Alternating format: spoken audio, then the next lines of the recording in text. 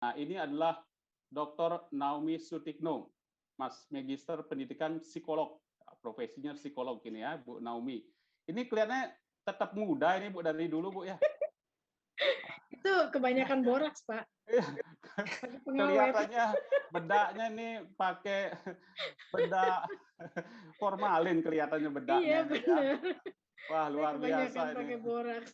Bu Naomi ya. Baik, terima kasih Bu Naomi. Silakan Sesina. Ini adalah riwayat ya apa namanya? CV-nya Ibu Naomi ya, teman-teman bisa lihat sendiri. Beliau tahun 2018 sudah lulus program doktor bidang ilmu psikologi dari Universitas Pajajaran, 2009 dari Universitas Kristen Indonesia, jadi Magister Administrasi dan Manajemen Pendidikan ya. Dan tahun 99 sudah meraih profesi psikolog ini dari Universitas Kristen Maranatha Bandung ya. Dan 97 itu adalah Kristen juga dari sarjana psikologi dari Maranatha.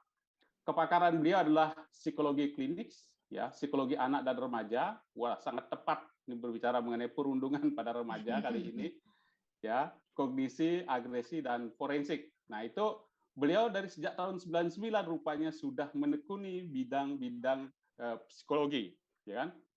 Kalau saya lihat dari bawah nih tahun 99 sampai 2001 itu sudah jadi psikolog klinis gitu ya. Kemudian staf pengajar, wah menekuni staf pengajar, beliau tenaga fungsional sahabat Andik Perkumpulan Keluarga Berencana Indonesia, DKI ya.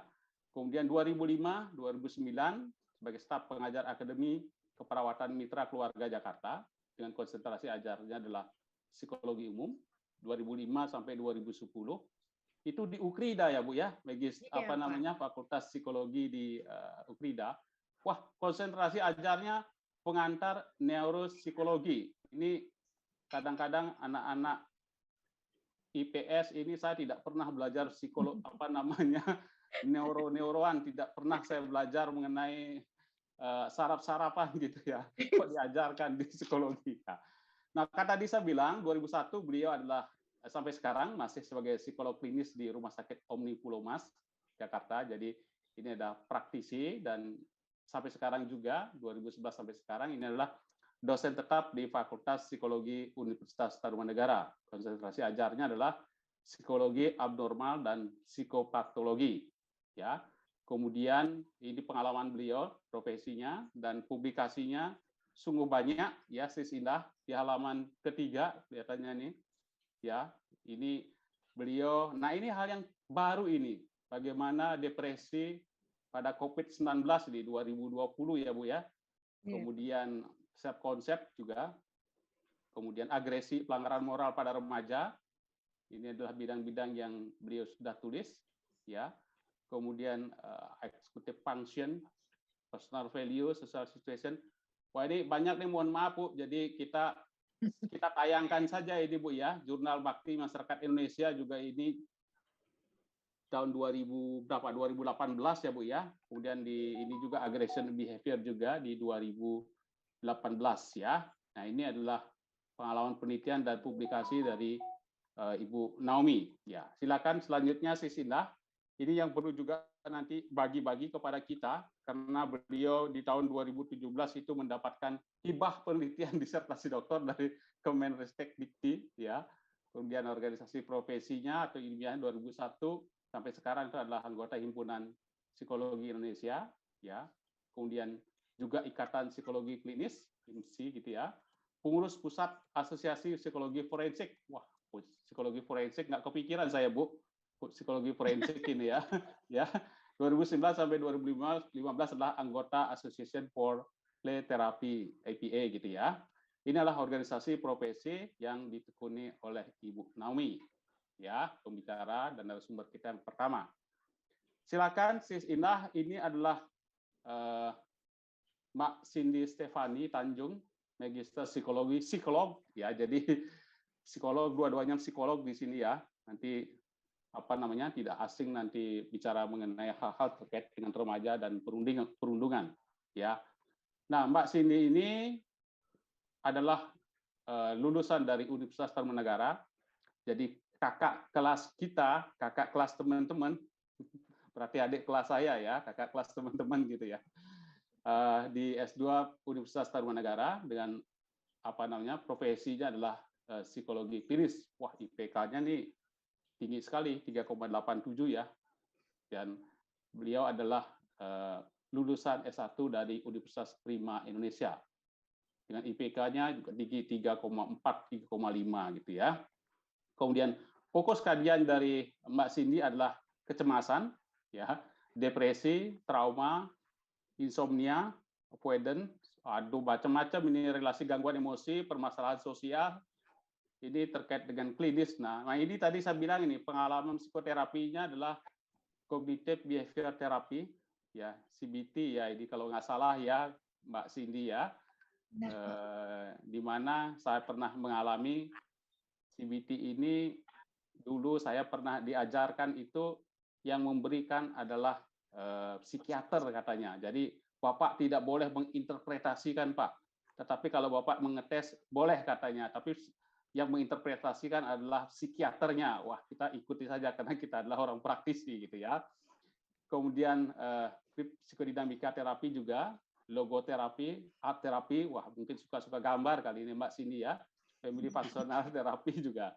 Nah, riset dan publikasinya ini terkait dengan penerapan terapi psikodinamika dan cognitive behavior terapi dalam mengurangi symptom avoidant personality disorder.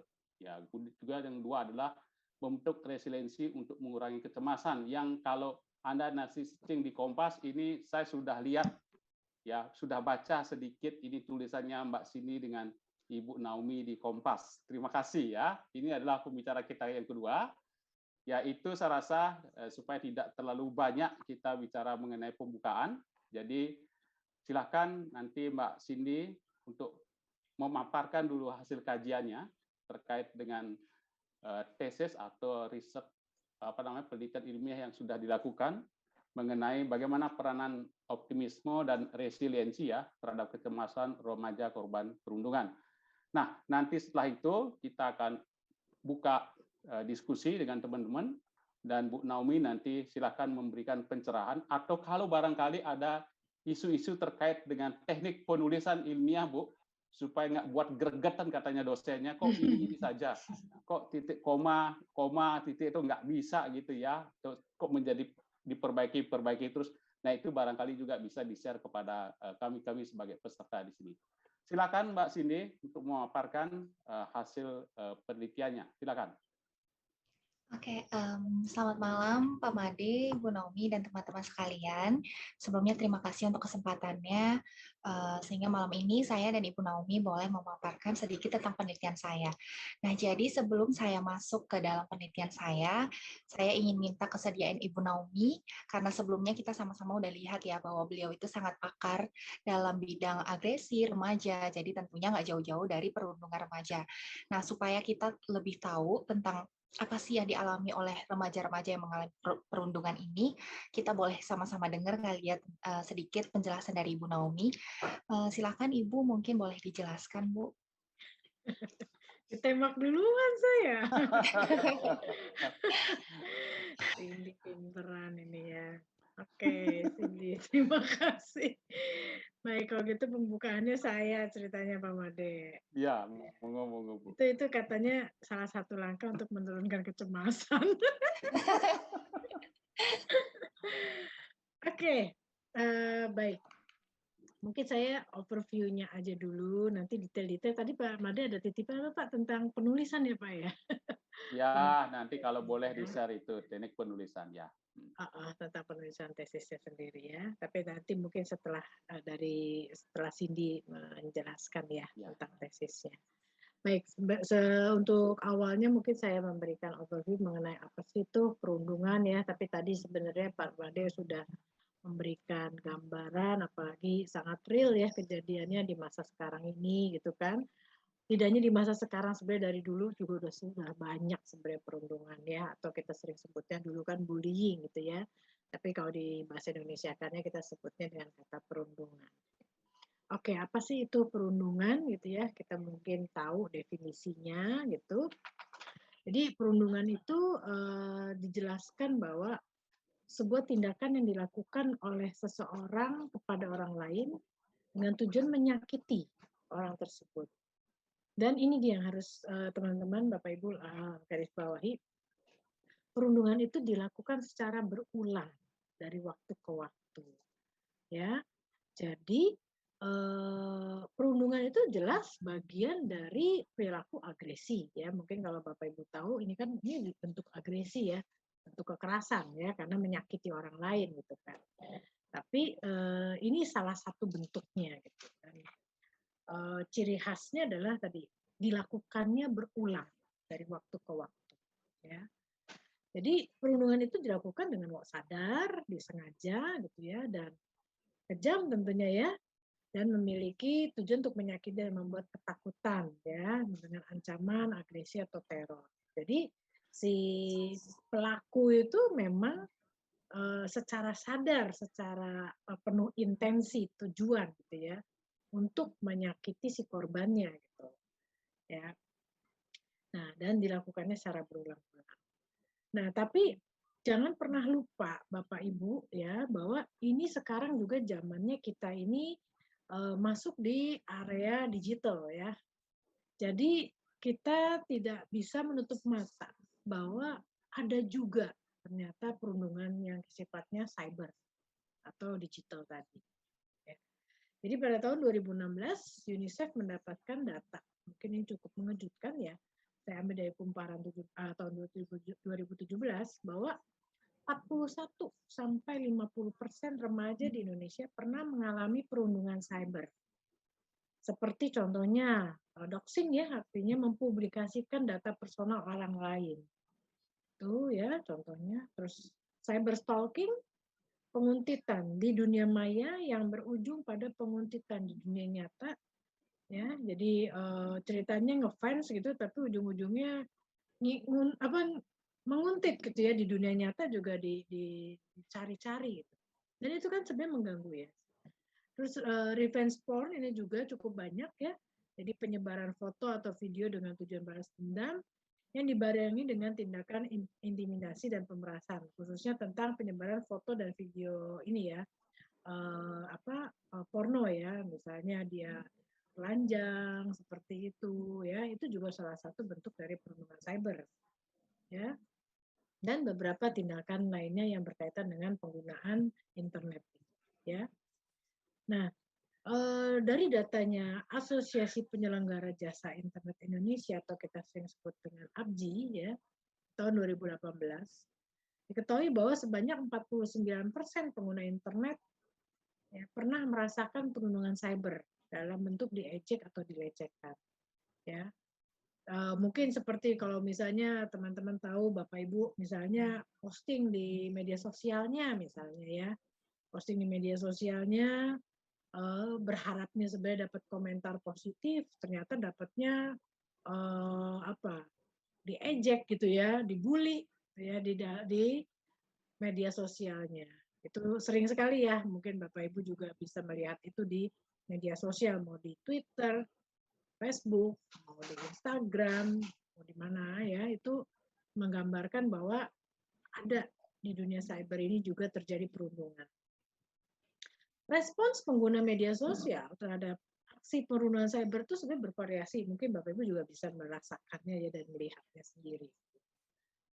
Cukup banyak, 31,6% itu biasanya mereka akan pihak yang mendapatkan perundungan cyber itu membiarkan ya.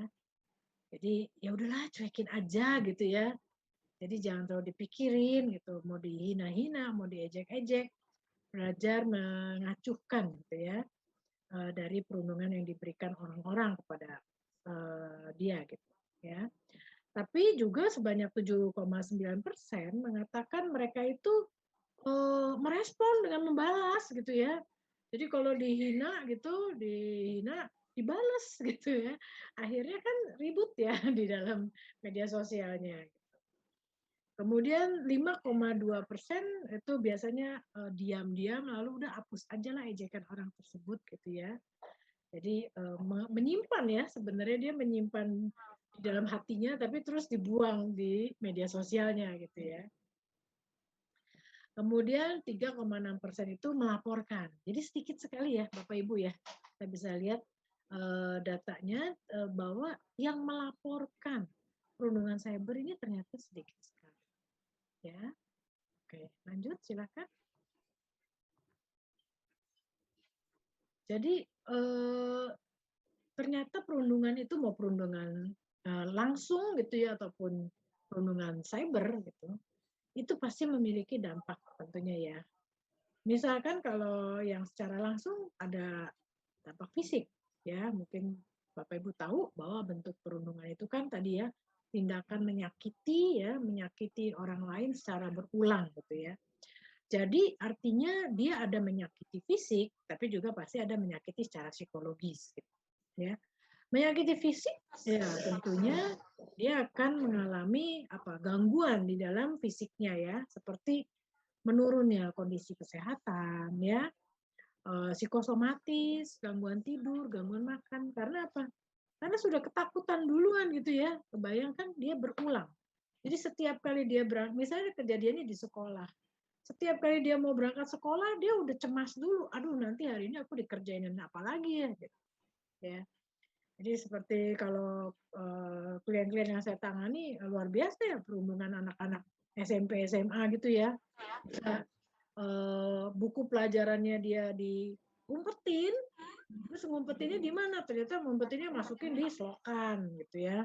Kan itu luar biasa ya. Dia sendiri setiap mau berangkat sekolah udah kebayang kan hari ini aku dikerjain apa lagi nih sama temen-temenku gitu, ya kan?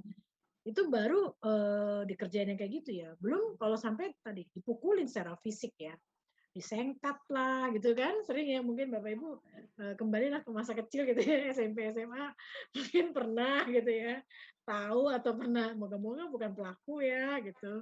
Tapi ada pasti kita lihat ya yang temennya terus disengkat ya dan dia sering dikerjain gitu ya. Terus tahu-tahu apa-apain lah, digodain, digangguin.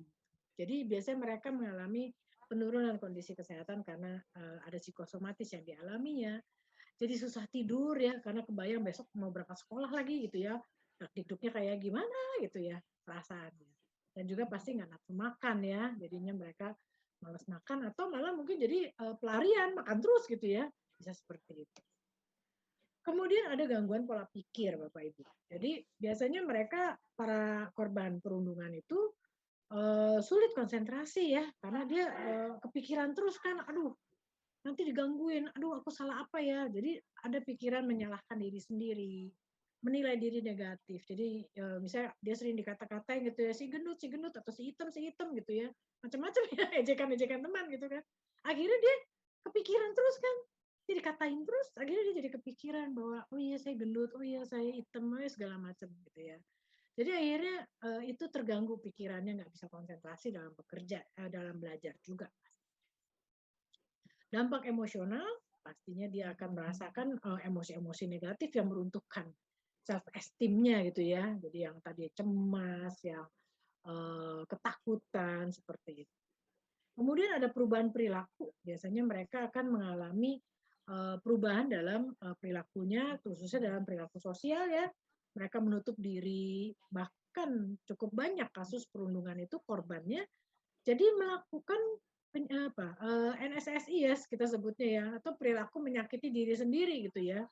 Jadi dia saking gregetan, kesel, pengen bales tapi nggak bisa gitu ya. Akhirnya dia mencakar dirinya gitu ya, menyayat dirinya karena tadi dia kesal, dia sakit hati tapi dia nggak berani mengungkapkan itu, nggak berani balesnya. Jadi dia menilai ke diri sendiri, aku kok bodoh amat sih, digituin aja mau gitu. Akhirnya dia melukai diri sendiri. Kemudian cukup banyak juga yang kasusnya akhirnya menjadi kehilangan minat bergaul ya dan juga menghindari aktivitas sosial kayak tadi ya, jadi menutup diri. Dampak pendidikan, menurunnya prestasi belajar ya. Jadi tadi karena tidak konsentrasi, nilai-nilainya juga jadi turun ya. Akhirnya juga biasanya mereka nggak mau sekolah gitu ya. Dan dampak psikologis yang serius ya, yaitu seperti kecemasan dan depresi ya. Dan apakah kecemasan depresinya hanya sampai kecemasan dan depresi? Jawabannya tidak.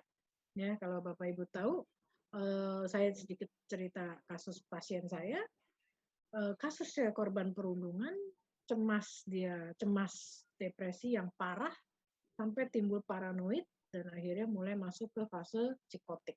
Ya, jadi sudah bisa berdampak sangat buruk ya. Korban-korban perundungan ini bisa mengalami hal-hal seperti itu. Ya. Oke, lanjut. Nah, memang betul sih banyaknya perundungan itu terjadinya di remaja ya. Sebenarnya tidak hanya remaja, sebenarnya dari masa kanak-kanak, masa anak. Ini ada bagian yang mungkin kurang. Siapa sih pelakunya ya? Mungkin itu harus juga kita bahas ya sedikit ya. Siapa sih yang suka ngejahatin orang kayak gitu ya? Siapa coba Bapak Ibu?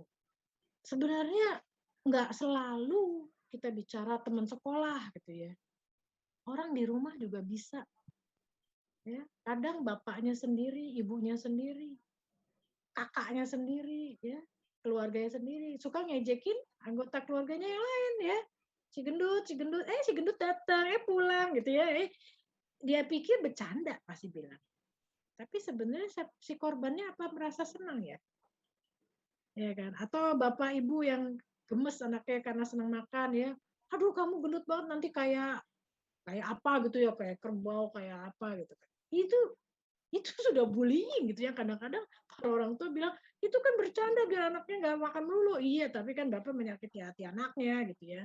Seringkali kadang-kadang orang terdekat gitu ya melakukannya. Dan itu menyakitkan sekali ya Bapak Ibu ya. Bisa bayangkan rasanya seperti apa gitu ya, diketawain sendiri terus-terusan oleh anggota keluarga. Dan juga tadi bisa saja perundungan juga dilakukan oleh orang luar ya, seperti misalnya teman di sekolah ya. Guru tadi kalau Pak Made kasih contoh ya dari fenomena yang didengar dari berita tadi pagi itu, guru juga bisa merundung ya, ngatain muridnya karena muridnya kok kayaknya lambat gitu ya, terus dikatain mulai leletnya, nah udah terakhir si lelet kayak gitu kan. Jadi sebenarnya awalnya diejek-ejek akhirnya melabel murid ya sendiri ya. Jadi perlu diingat bahwa perundungan itu tadi berbagai macam bentuknya ya. Mau secara psikologis tadi ya diejek-ejek ataupun secara fisik ya, memang dikerjain secara fisik gitu ya. Saya punya lagi satu lagi yang ini, digotong sama temennya dimasukin ke tong sampah di sekolah itu kan kasihan ya. Terhina sekali. Belum lagi kalau pas lagi ini baju olahraga. Kalau olahraga anak-anak remaja kan gitu ya kalau sekolahan ya. Remaja ganti bajunya di kelas gitu kan ya, bajunya dia diumpetin gitu kan. Sampai akhirnya dia harus cari-cari hanya dengan pakaian dalam aja gitu ya. Bayang malunya seperti apa. Ya. Dan itu yang sering terjadi di sekolahan di masa remaja. Kenapa sih ya di masa remaja ini emang masa yang penuh dengan gejolak gitu ya. Bapak Ibu, remaja itu kan batasannya dari mulai ya 10 ya awal pubertas gitu ya, prepubertas sampai awal 20 ya, 21. Masa yang cukup panjang ini kita sebut bisa ada remaja awal, remaja tengah, remaja akhir ya, pokoknya ini fase remaja. Dan memang banyak sekali perubahan di dalam diri seorang remaja ya. Jadi kita sama-sama paham gitu bahwa ada perubahan biologis ya, mungkin yang tadinya tubuh anak-anak itu menjadi tubuh gadis atau tubuh jejaka gitu kan, yang misalnya tumbuh jakun gitu ya, tumbuh bulu-bulu di tangan yang laki-laki. Kadang kondisi itu mereka jadi awkward ya, merasa aneh dulu gitu ya, karena ada sesuatu yang berubah di tubuh saya gitu kan. Mereka menjadi canggung gitu. Nah, dengan mereka canggung, nah jadi kesempatan itu buat teman-temannya yang nakal-nakal ini untuk dikerjain gitu ya, karena kecanggungan dia gitu kan. Yang tahu-tahu kan makin tinggi gitu ya, celananya mungkin belum beli celana panjang lagi gitu ya, akhirnya jadi celananya ngatung. Nah, dikerjain lah sama teman-teman satu kelas gitu kan. Ya, atau yang perempuan juga sama, pertumbuhan biologisnya menunjukkan payudara segala macam, akhirnya mulai dikata-katain karena ada perubahan bentuk di dalam tubuhnya dari si remaja tersebut ya. Jadi itu sering sekali menjadi bahan olok-olokan gitu ya saat perubahan biologis terjadi pada masa remaja. Kemudian kognitif, emosi dan sosial ya, para remaja ini juga mengalami perubahan. Oke, lanjut Kak Cindy. Kemudian selain tadi kita bicara kognitifnya ya, kognitif remaja, mungkin Bapak Ibu tahu semua bahwa kita pakai teori, misalnya dari Piaget gitu ya, mengatakan bahwa pada remaja ini usia 12 sampai 18 tahun itu mulai masuk tahap operasional formal ya dalam berpikir. Jadi mereka udah mulai bisa abstract thinking ya, berpikir logis, hipotesis ya, mereka udah mulai mengerti hal seperti itu ya. Jadi mulai bisa melihat hidup ini tidak hanya hitam dan putih gitu, tapi ada gradasi ya. Itu tapi ini bertahap ya Bapak Ibu ya. Jadi ingat kalau masih di usia remaja awal mungkin masih kayak anak-anak cara berpikir. Tapi makin dia dewasa, makin masuk ke usia 20, itu semakin mampu dia melihat hidup ini tadi tidak hanya hitam putih tapi ada abu-abunya gitu. Para remaja tidak lagi menerima informasi apa adanya, mungkin Bapak Ibu juga mengalami yang bekerja dengan anak-anak dan remaja atau yang punya anak dan remaja di rumahnya gitu ya. Biasanya mereka suka ngeyel gitu ya. Suka ngeyel. Jadi kita ngomong apa dibantah terus gitu ya, itu ciri khas remaja juga. Karena remaja itu tidak lagi menerima informasi apa adanya. Mereka mulai bisa nanya gitu ya. Kenapa sih aku harus begini gitu ya? Kenapa sih aku harus, misalnya ibunya nyaranin, udah kamu masuk IPA aja, terus atau bapaknya bilang udah kamu IPS aja gitu. Ntar dia mulai komentar, kenapa sih? Gitu ya. Aku harus IPA, kenapa sih aku harus IPS? Nah, itu remaja mulai berani ngomong seperti itu. Ya. Oke, lanjut. Kemudian secara moral, Bapak Ibu, ya mungkin perlu selalu diingat gitu dalam perkembangan moral remaja juga sedang terjadi perkembangan ya. Yang dulunya adalah apa masa moralnya anak-anak gitu kan beda sama moralnya remaja, apalagi orang tua ya, orang dewasa. Jadi para remaja ini mulai apa bisa bertanya-tanya mengenai berbagai fenomena yang terjadi di lingkungan sekitar ya. Dan dia mulai bertanya ini kenapa, itu kenapa gitu ya. Dan dia mulai juga bisa ambil posisi. Saya nggak mau yang kayak gitu, saya mau yang lain. Ya, itu remaja mulai menunjukkan perkembangan moralnya. Ya. Jadi remaja itu mulai mempertanyakan keabsahan pemikiran yang ada, ya, dan mempertimbangkan lebih banyak alternatif lain. Secara kritis, remaja akan lebih banyak melakukan pengamatan keluar ya dan membandingkan dengan hal-hal yang selama ini diajarkan ditanamkannya. Jadi ini fase yang kritis ya, hati-hati ya Bapak Ibu. Ngajarin anak itu harus sejalan ya antara yang diucapkan dengan yang Bapak Ibu contohkan gitu kan. Nah ini yang sering terjadi. Kenapa mereka kalau remaja mengalami bullying di rumah gitu ya? Misalnya Bapak Ibunya mengajarkan ajaran-ajaran religius bahwa orang harus saling mengasihi, misalkan. Tapi tadi di rumahnya bullying terjadi gitu, yang dikatain si gendut lah, si krempeng lah, ya dan seterusnya gitu. Sehingga dia bingung ya, kok katanya diajari mengasihi gitu kan, tapi kok aku dikata-katain. Kan jadi itu yang membuat dia mempertanyakan tentang nilai-nilai moral yang ditanam. Jadi jangan kaget kalau di masa remaja banyak yang mengatakan aku bingung agamaku apa gitu ya. Aku bingung aku mau jadi apa gitu karena mereka sering mendapati hal-hal yang tidak sejalan antara nilai-nilai yang diberikan oleh keluarga dengan apa yang diperbuat oleh. Jadi memang ini yang mau saya garis bawahi tentang tadi ya, bullying itu terjadi di mana saja termasuk di keluarga. Itu yang harus kita waspadai malah ya. Oke, lanjut. Kemudian kalau psikososialnya ya perkembangan psikososial remaja, kita pakai teori Erikson mungkin kita bisa membahas bahwa Erikson mengatakan bahwa di fase ini remaja itu sedang memasuki tahap yang namanya identity versus identity confusion ya. Mereka mulai ingin menunjukkan ini loh aku gitu ya. Ini loh aku yang gayanya begini loh gitu. Dia pengen nunjukin gitu. Ya. Jadi pengen menunjukkan eksistensi dirinya supaya apa? Supaya diterima oleh lingkungannya, supaya diakui gitu. Tapi ada juga fase kalau dia tidak mampu menunjukkan who am I gitu ya, maka dia masuknya yang ke kacau, identitasnya bingung gitu ya.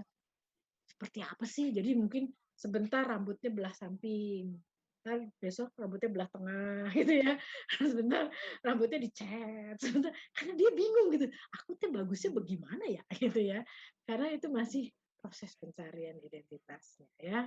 Jadi jangan kaget kalau remaja masih berubah-ubah seperti itu.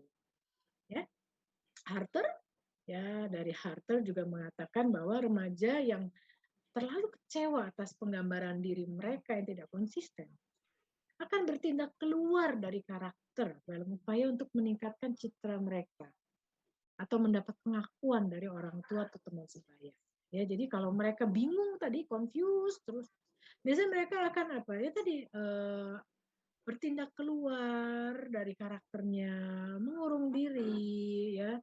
Jadi akhirnya dia pun menjadi remaja yang awkward tadi, yang bingung bersikap bagaimana. Nah, ini malah jadi sasaran biasanya jadi oleh para pelaku bully ya biasanya jadi sasaran kalau kayak gitu. Pada usia ini remaja ini rawan ya untuk melakukan beberapa hal negatif dalam rangka pencarian diri jati diri mereka ya. Ini yang terjadi pada remaja. Jadi memang perlu diwaspadai ya karena dalam kondisi mereka banyak perubahan di dalam dirinya, dalam biologis, kognitif, fisiknya, terus psikososialnya membuat mereka canggung di dalam lingkungan, tapi itu juga sering jadi sasaran ya bullying dari lingkungan. Maka lanjutnya ke Cindy ya. Gitu. Maka Cindy berpikir gitu, Bu, kita neliti yuk tentang perundungan gitu. Ya. Jadi Cindy mengajukan gitu, Bu, saya tertarik nih remaja nih kasihan ya korban perundungan. Maka Cindy mengajukan waktu itu ya penelitiannya. Saya pengen lihat Bu hal-hal yang terkait dengan optimisme mereka si korban-korban perundungan ini ya, resiliensinya, kecemasannya apa yang dilihat oleh Kak Cindy. Silakan Kak Cindy lanjutkan ya. Sebelum Cindy mulai, boleh teman-teman semuanya beli applause online untuk ibunya, boleh melalui emoticon mungkin. Oke, sangat luar biasa ya penjelasan dari Ibu Naomi. Kita bisa secara langsung mendengar dan belajar dari seorang pakar remaja, pakar agresi. Jadi kita bisa lebih mengenal lagi apa sih tugas perkembangan remaja, apa sih itu yang namanya perundungan dan sebagainya. Oke, terima kasih Bu Naomi untuk penjelasannya sangat luar biasa. Jadi saat ini Cindy sebagai mahasiswa yang dahulu dibimbing oleh Ibu Naomi akan mencoba memaparkan apa sih yang udah kita teliti selama 1 semester di tesis kemarin gitu. Nah, jadi karena fenomena yang utamanya itu adalah korban perundungan, remaja korban perundungan. Nah, jadi kita teliti kira-kira apa sih yang hal utama yang dialami oleh remaja korban perundungan. Dan Cindy dan Ibu Naomi tertarik untuk melihat dari segi psikologisnya, khususnya kecemasannya gitu. Jadi kita mencari tahu apa sih hal utama yang dialami oleh seorang remaja korban perundungan. Dan ternyata seperti yang dijelaskan oleh Ibu Naomi di awal, banyak loh korban perundungan itu yang mengalami reaksi psikologis, mengalami kecemasan, depresi, di mana ternyata kecemasan itu adalah hal yang sangat mendasar yang bisa membuat setiap orang itu mengalami gangguan psikologis yang lebih jauh lagi gitu. Oleh karena itu, maka kecemasan sangat penting untuk diatasi gitu. Nah, sebelum mulai tentang penelitiannya, kita kenalan dulu dengan masing-masing variabelnya. Jadi yang pertama, kecemasan. Kecemasan itu ternyata merupakan emosi yang terdiri dari pikiran serta sensasi tidak menyenangkan dan perubahan fisik yang terjadi dalam menanggapi situasi yang dianggap mengancam atau berbahaya. Nah, jadi banyak yang nanya, Kak, sebenarnya kecemasan itu wajar atau enggak sih? Jadi kecemasan itu adalah hal yang wajar.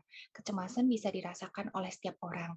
Namun, apabila kecemasan itu sudah mulai mengganggu, sudah mulai menetap di kehidupan kita, maka itu adalah menjadi sesuatu hal yang tidak wajar dan perlu ditangani.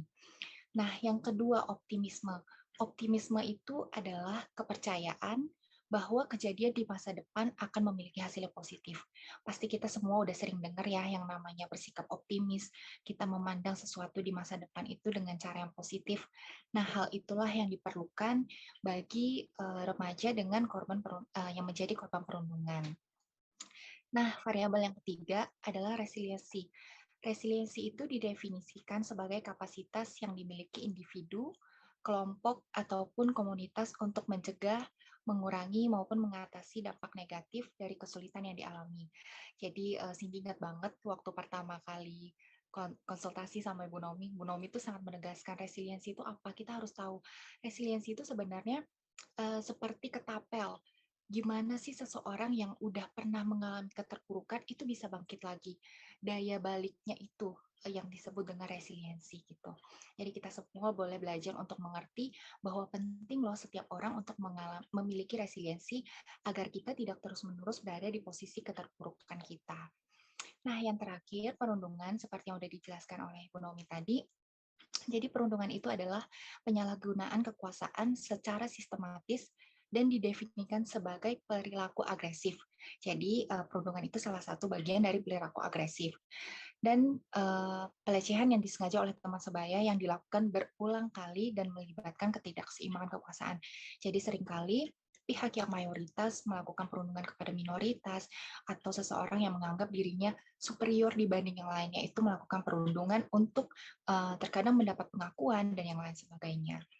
Seperti itu. Nah, jadi kenapa sih bisa muncul judul penelitian optimisme dan resiliensi dalam peranannya dalam mengurangi kecemasan remaja korban perundungan. Nah, jadi kecemasan khususnya yang dialami oleh korban perundungan itu dapat diatasi jika korban itu memiliki optimisme. Jadi sebelumnya udah ada penelitian yang dilakukan oleh Chen dan Chow tahun 2016 bahwa optimisme itu berkolerasi negatif terhadap tingkat kecemasan. Yang berarti individu yang memiliki sikap optimis itu cenderung memiliki tingkat kecemasan yang lebih rendah dibandingkan individu yang tidak memiliki sikap optimis. Jadi meskipun seseorang itu menjadi korban perundungan, tapi jika dia punya pandangan yang optimis di masa depan, maka ia cenderung dapat mengurangi kecemasannya tersebut. Jadi individu yang memandang suatu peristiwa atau masalah secara optimis, itu seharusnya mencakup 3 aspek, yaitu permanence, pervasif, dan personalization. Jadi ketika individu memiliki aspek permanens, dia akan berpikir bahwa kejadian yang menimpanya itu hanya bersifat sementara, tidak berlangsung lama. Kenapa? Karena ada orang yang berpikir bahwa kenapa ya kok aku diperlakukan seperti ini sama orang lain? Atau mungkin aku tuh memang layak ya diperlakukan seperti ini. Atau emang akunya aja yang nggak baik gitu. Makanya orang lain mau selalu memperlakukan aku seperti ini. Gitu. Tapi individu yang memiliki aspek permanens itu tidak melihat hal itu gitu. Dia hanya melihat bahwa oh kejadian yang menimpa aku ini mungkin hanya bersifat sementara, hanya untuk saat ini gitu. Yang kedua, aspek pervasiveness menunjukkan ketika individu menghadapi masalah, dirinya akan berpandangan secara universal. Jadi seorang korban perundungan yang memiliki aspek pervasiveness akan berpikir bahwa ketika satu atau dua temannya merundungnya, dirinya tidak perlu khawatir karena ia dapat membangun hubungan pertemanan dengan banyak teman lainnya. Jadi ketika ada seseorang yang merundung dirinya, biasanya cenderung korban itu akan berpikir bahwa dia hanya sendirian di dunia ini, tidak ada orang yang mengerti dirinya. Padahal jika dia mau berpikir optimis, maka dia bisa menyadari bahwa oh tidak semua orang berperilaku jahat kepadanya, kayak gitu. Nah, yang ketiga, korban perundungan yang optimis juga memiliki aspek personalization yang membuat dirinya yakin bahwa kesalahan itu berasal dari faktor eksternal. Jadi mereka itu tidak perlu bersikap pesimis ataupun menyalahkan dirinya atas apa yang dilakukan orang lain kepada dirinya. Ketika individu memiliki ketiga aspek tersebut, maka individu akan menjadi optimis dan mampu menghadapi masalah serta mampu menurunkan kecemasan yang dirasakannya. Jadi ini kurang lebih sama seperti yang dijelaskan di awal gitu ya. Kadang orang yang mengalami perundungan itu merasa rendah diri, merasa mungkin memang salah aku, makanya aku dirundung gitu. Mungkin memang aku ini nggak berhak mendapat kebahagiaan, makanya orang-orang bersikap jahat ke aku gitu. Padahal yang dinamakan dengan optimis itu, mereka harus memiliki aspek personalization, di mana mereka melihat bahwa, oh yang merundung itu memang punya masalahnya sendiri, masalahnya itu bukan di diri aku, kayak gitu. Kemudian, kecemasan itu dapat diatasi apabila individu membangun resiliensi, karena individu yang resilient mampu pulih kembali setelah mengalami kondisi yang sulit. Jadi individu akan mengalami peningkatan kualitas dan kemampuan diri. Nah, seperti orang bilang, pengalaman itu akan mendewasakan kita, akan memberikan pelajaran bagi kita, seperti itulah resiliensi. Ketika kita mulai berhasil untuk bangkit kembali dari keterpurukan kita, maka secara otomatis kemampuan kita, kualitas diri kita itu akan lebih dibandingkan sebelumnya gitu. Jadi ada penelitian juga yang menyatakan bahwa ternyata orang yang memiliki resiliensi itu lebih mampu dalam menghadapi kecemasan. Jadi kecemasannya, depresinya akan menurun jika resiliensinya itu tinggi.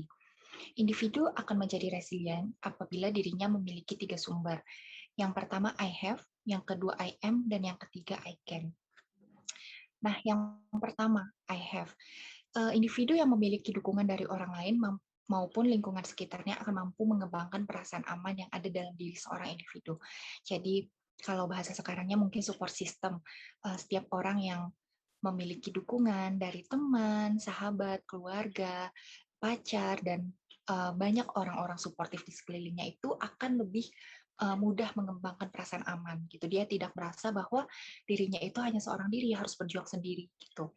Yang kedua, individu akan memiliki kekuatan pribadi yang berasal dari dalam diri, serta diwujudkan melalui sikap, perasaan, dan keyakinan diri. Jadi tidak sepenuhnya resiliensi itu dibangun ketika kita mendapatkan dukungan dari orang lain, tapi perlu juga kekuatan pribadi dalam diri kita. Kita perlu yakin dalam diri kita bahwa kita mampu. Kita perlu mengenal diri kita sendiri dan yakin bahwa kita itu mampu melewati masa-masa sulit sekalipun gitu. Yang ketiga, individu akan mampu membangun hubungan interpersonal dan sosial yang baik, seperti kemampuan berkomunikasi, memecahkan masalah, mengelola perasaan atau dorongan, memahami karakteristik diri sendiri dan orang lain, serta membangun hubungan saling percaya dengan orang lain. Jadi ketiga sumber tersebut itu membantu individu menjadi seorang yang resilient, mampu memiliki kekuatan untuk melawan rasa cemasnya. Dalam hal ini melawan rasa cemasnya, tapi in general seorang yang resilient itu akan lebih mantap dalam melangkah ketika mengalami masalah gitu. Dia tidak hanya berada di kondisi terpuruk, tapi dia bisa menemukan solusi yang terbaik dalam menyelesaikan masalahnya itu gitu. Nah, jadi kalau digambarkan, optimisme pada korban perundungan yang memiliki 3 aspek, yaitu permanence, pervasif, dan personalization, dan resiliensi pada korban perundungan, seperti yang dijelaskan di awal, ketika seorang memiliki I have, I am, dan I can, itu akan mempengaruhi kecemasan pada korban perundungan itu. Jadi ketika optimismenya tinggi, maka seharusnya kecemasannya itu rendah. Begitupun dengan resiliensinya. Nah, jadi berdasarkan kerangka berpikir itu, maka hipotesis penelitian yang diajukan itu ada 3 hipotesis. Yang pertama, terdapat peran optimisme yang signifikan terhadap kecemasan pada remaja korban perundungan. Yang kedua, terdapat peran resiliensi yang signifikan terhadap kecemasan remaja korban perundungan. Yang ketiga, resiliensi memiliki peran lebih besar dalam mempengaruhi kecemasan dibandingkan dengan optimisme. Jadi, penelitian ini bukan hanya melihat apakah optimisme dan resiliensi itu mempengaruhi kecemasan, tapi juga menunjukkan bahwa ketika seseorang mempunyai resiliensi, itu akan lebih besar pengaruhnya dibanding hanya memiliki optimisme gitu loh. Jadi nggak cukup kita hanya memandang sesuatu di masa depan secara positif, tapi kita juga perlu aksinya gitu. Kita perlu memiliki daya juang itu sendiri gitu. Kita perlu berjuang untuk keluar dari masalah tersebut, yang itu dinamakan dengan resiliensi. Nah, ketiga hipotesis inilah yang diajukan dalam penelitian ini. Itu jadi partisipan penelitiannya adalah para remaja berusia 15 sampai 21 tahun yang pernah ataupun sedang mengalami perundungan. Menariknya, ketika dibagikan kuesioner, diadakan penelitian, ternyata banyak yang masih mengalami perundungan meskipun mereka udah duduk di bangku remaja SMA. Dan perundungan ini ternyata sudah dialami bahkan mulai dari SD, SMP, sampai SMA gitu. Jadi ketika kita tidak bisa menyikapi perundungan dengan baik, maka kita akan terus berada dalam fase itu dan kita akan terus menerima perilaku yang tidak menyenangkan tersebut dari orang-orang, karena orang-orang melihat kita, oh dia cuma diam-diam aja, dia menerima apa yang kita lakukan seperti itu. Maka dari itu pentinglah untuk kita memiliki sikap optimisme dan resiliensi, terutama dalam menangani kecemasan kita. Gitu. Jadi pengambilan sampelnya itu dilakukan dengan purposive sampling, ada beberapa kriteria yang ditetapkan untuk dimiliki oleh para partisipan gitu. Nah, penelitian ini menggunakan sampel sebanyak 62 individu. Jadi sepenuhnya 62 individu ini merupakan korban perundungan. Bayangkan bahwa 62 orang ini ada di satu sekolah, khususnya ada di tingkat SMA, itu sebanyak 62 individu yang masih mengalami perundungan gitu. Yang berarti perundungan itu sangat menjadi kasus yang perlu diperhatikan ya untuk saat ini.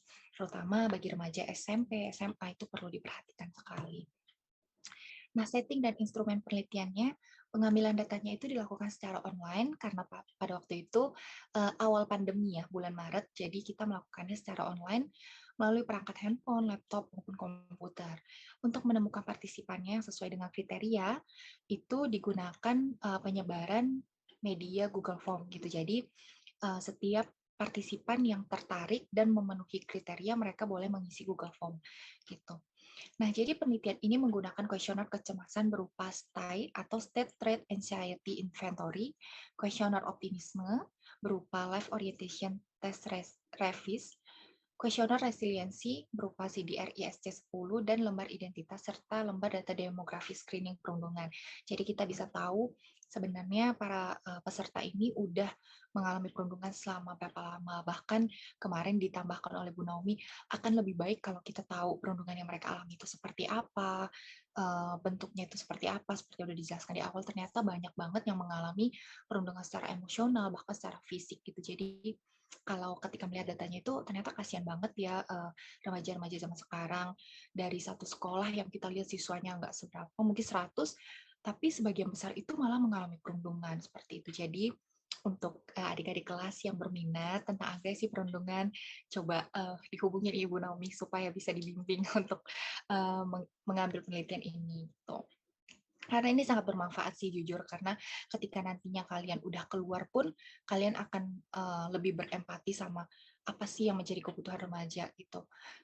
Ketika Cindy mengambil penelitian ini tuh bukan hanya dibimbing secara teorinya oleh Bu Nomi, tapi benar-benar diarahkan, oh ternyata ini loh Cindy yang perlu kita perhatikan sebagai seorang psikolog, terutama psikolog klinis gitu. Jadi ya Siti sangat berterima kasih sih sampai saat ini kepada Bu Naomi atas masukan-masukannya, bimbingannya juga gitu. Nah, jadi hasil dan kesimpulannya adalah hipotesis pertama yang kita ajukan tadi ternyata diterima, bahwa ada peran signifikan dari optimisme terhadap kecemasan remaja korban perundungan, dan pengaruhnya itu sebesar 7,7% terhadap kecemasan state. Kecemasan state itu adalah kecemasan yang dialami saat itu, saat mungkin dalam jangka waktu yang dekat, 1 bulan, mungkin mereka sedang mengalami kecemasan. Nah, itu terdeteksi melalui kecemasan state. Dan optimisme itu berpengaruh sebesar 6,5% terhadap kecemasan trait. Kecemasan trait itu adalah kecemasan yang udah menetap pada dirinya gitu. Jadi udah ada karakter cemasnya tuh di dalam dirinya. Nah, hipotesis yang kedua juga diterima, di mana terdapat peran signifikan dari resiliensi terhadap kecemasan remaja korban perundungan. Nah, resiliensi ini memberi pengaruh yang cukup besar, sebesar 23,8% terhadap kecemasan state dan 30,1% terhadap kecemasan trait remaja. Jadi, meskipun remaja korban perundungan itu kecemasannya udah menetap, tapi ketika mereka punya daya resiliensi yang bagus, maka besar pengaruhnya gitu. Mereka bisa menurunkan tingkat kecemasan mereka itu. Hipotesis ketiga dalam penelitian ini juga diterima, di mana resiliensi memiliki peran lebih besar dalam mengaruhi kecemasan remaja dibandingkan optimisme. Bisa dilihat dari persentasenya bahwa resiliensi itu memberikan persentase sebesar 30,1% dibanding optimisme. Jadi tidak cukup hanya memiliki pandangan positif akan masa depan, tapi kita juga butuh tindakannya, yaitu berupa resiliensi daya juang untuk bangkit kembali dari kesulitan yang kita alami. Mungkin itu saja yang bisa Cindy sampaikan terkait penelitiannya. Terima kasih teman-teman. Terima kasih Cindy, terima kasih Pak Made. Baik, terima kasih Bu Naomi, Mbak Cindy. Boleh di stop share screen-nya dulu, ya. Luar biasa pemaparannya. Bu Naomi tadi menyampaikan mengenai perundungan. Saya terus terang, kalau saya tidak jadi moderator, mungkin saya keluar dari room ini kali, Bu. Kenapa, Pak? Ya, karena begitu menusuk apa yang Ibu sampaikan kepada saya, ya, terkait dengan perundungan. Nah, justru itu nanti saya mau tanyakan ketika teman-teman tidak ada yang bertanya, gitu ya. Ini adalah hal yang sangat menarik, ya. Silakan teman-teman, kalau ada yang mau bertanya, silakan. Ada? Nah, kalau nggak ada, justru saya mau bertanya ini, ya, ke Bu Naomi dan sekalian teman-teman mau menyiapkan pertanyaan. Kalau Anda tidak mau bertanya secara langsung, boleh di chat room saja juga boleh. Kita akan layani juga, ya, supaya Anda merasa happy, tidak merasa cemas dan sakit-sakitan tadi seperti dipresentasikan, tidak merasa sedih. Kenapa tadi saya bilang saya ingin keluar dari room ini tadi, Bu Naomi? Ketika Ibu menyebutkan, wah, sebagian dari kita ini jangan-jangan sudah melakukan perundungan, ya. Kenapa? Karena kita sering menyebut, saya punya 2 anak, yang satunya saya sebut Nut, ya. Nut. Nah, itu yang disampaikan Bu Naomi tadi. Nut, sini Nut, udah makan belum? Lo udah mandi belum, Nut? Nah, itu adalah anak saya yang kedua, saya sebut si gendut dia, ya. Nah, itu saya tidak tahu apakah dia merasa happy atau merasa dirundung, saya tidak tahu. Pernah suatu ketika di mall saya sebut dia Nut gitu di depan orang lain, digapok saya sama dia. Papa ini loh katanya. Oh iya, lupa saya di depan orang lain saya sebut dia Nut, ya. Itu adalah satu kasus yang pernah saya alami, Bu Naomi. Sampai sekarang pun kalau di telepon saya sebut anak saya itu Nut, dah hal yang biasa. Makanya itu tadi saya merasa sangat apa namanya, tertusuk tadi. Wah, saya mau keluar aja lah dari room ini gitu ya. Gitu ya, Bu, ya. Nah, ini teman-teman. Yang kedua, saya punya teman juga nih, Bu. Teman saya itu nggak tanggung-tanggung, usianya udah sekitar 88, 89 tahun, Bu. Ya.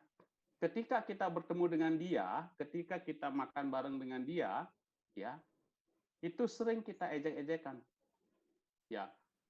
Ya, pokoknya kalau kita nggak ketemu dia dan kita tidak ngejek dia, tidak merundung dia lah kira-kira gitu ya, itu rasanya kok nggak enak ya, nggak happy kita. Dan sebaliknya, teman saya yang sudah berusia 89 tahun itu pun juga begitu. Rasanya kangen kalau tidak diejek Pak Made katanya. Ya kan?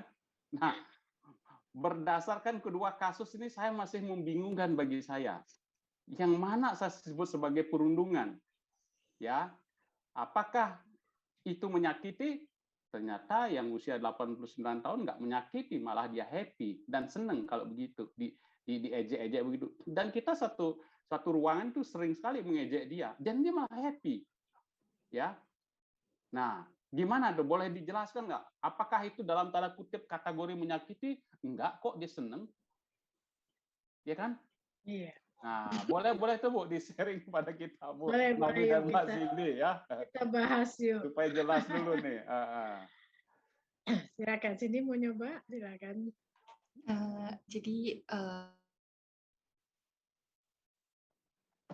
iya sih Pak, benar itu.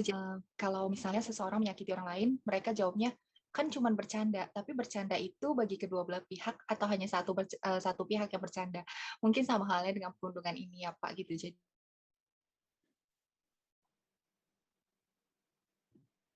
halo, kayaknya nge-freeze.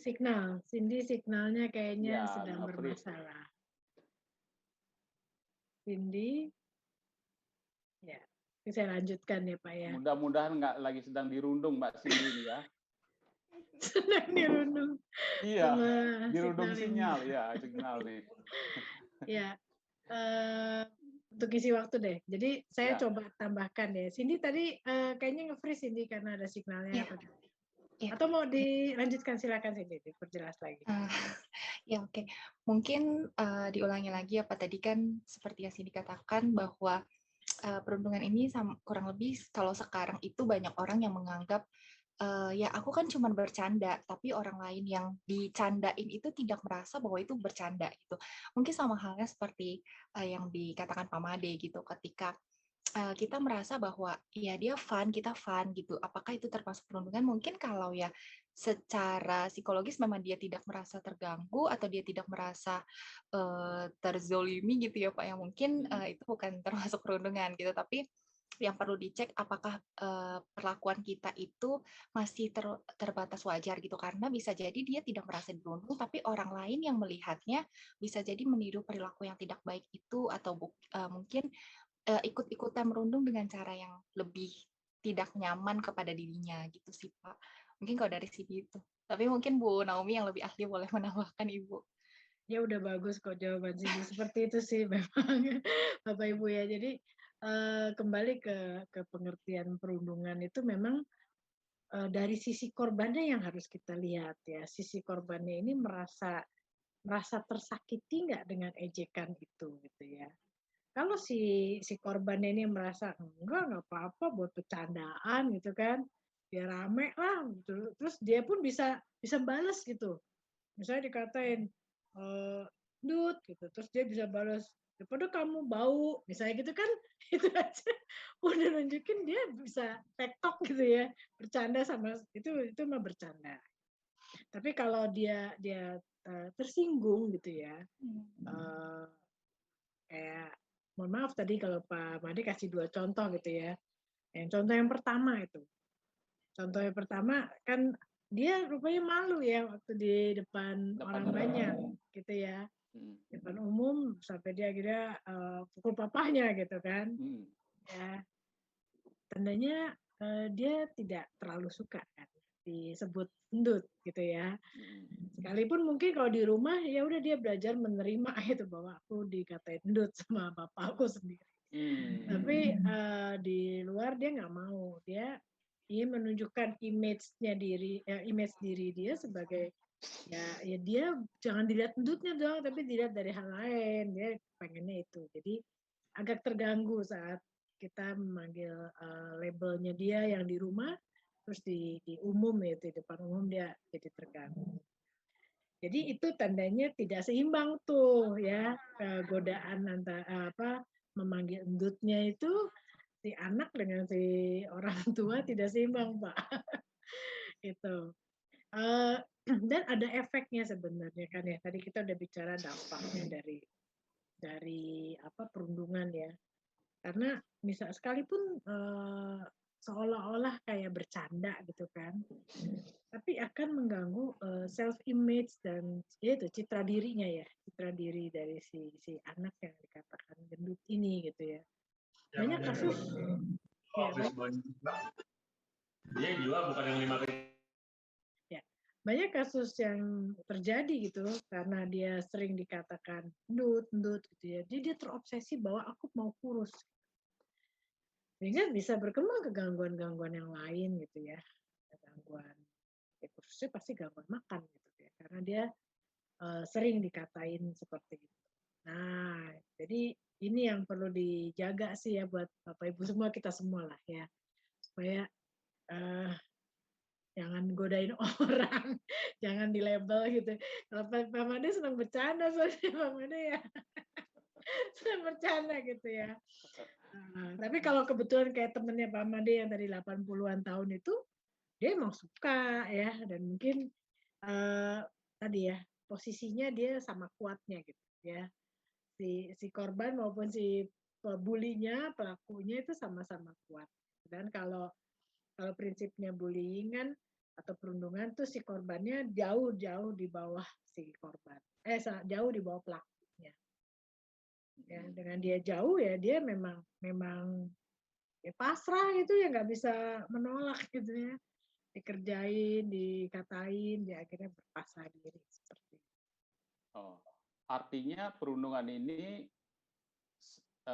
poinnya adalah kita lihat dari point of view dari si dalam tanda kutip korbannya gitu ya Bu Naomi ya. Sepanjang dia merasa tersakiti, sepanjang dia merasa kecewa, nah itu kategorinya perundungan gitu ya. Masuk. Tapi kalau misalnya tidak, happy-happy saja dan tidak ada pengaruh, berarti tidak perundungan gitu ya kira-kira ya Bu ya. Itu bercanda kita sebutnya. Oke, baik. Berarti saya tidak akan memanggil Ndut dia lagi di luar kecuali saya lupa dan sengaja gitu ya.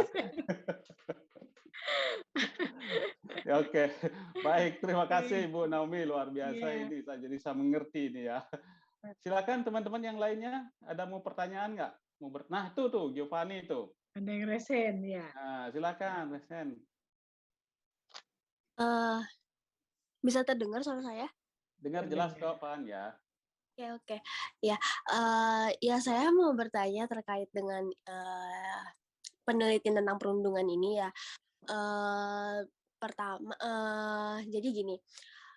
Tadi kan saya lihat hasil penelitiannya itu adalah kalau optimisme itu kan berhubungan signifikan ya dengan ke kasus perundungan. Ya, nah dan resiliensi juga juga memiliki hubungan signifikan juga terhadap kasus perundungan korban perundungan. Nah, untuk gimana ya? Oke lah, ketika waktu pas partisipan itu isi kuesioner, mungkin dia merasa kalau dia itu sudah resilient. Tapi gimana caranya? Bukan gimana caranya kita memastikan, tapi mungkin nggak sih kalau dia itu tuh maaf,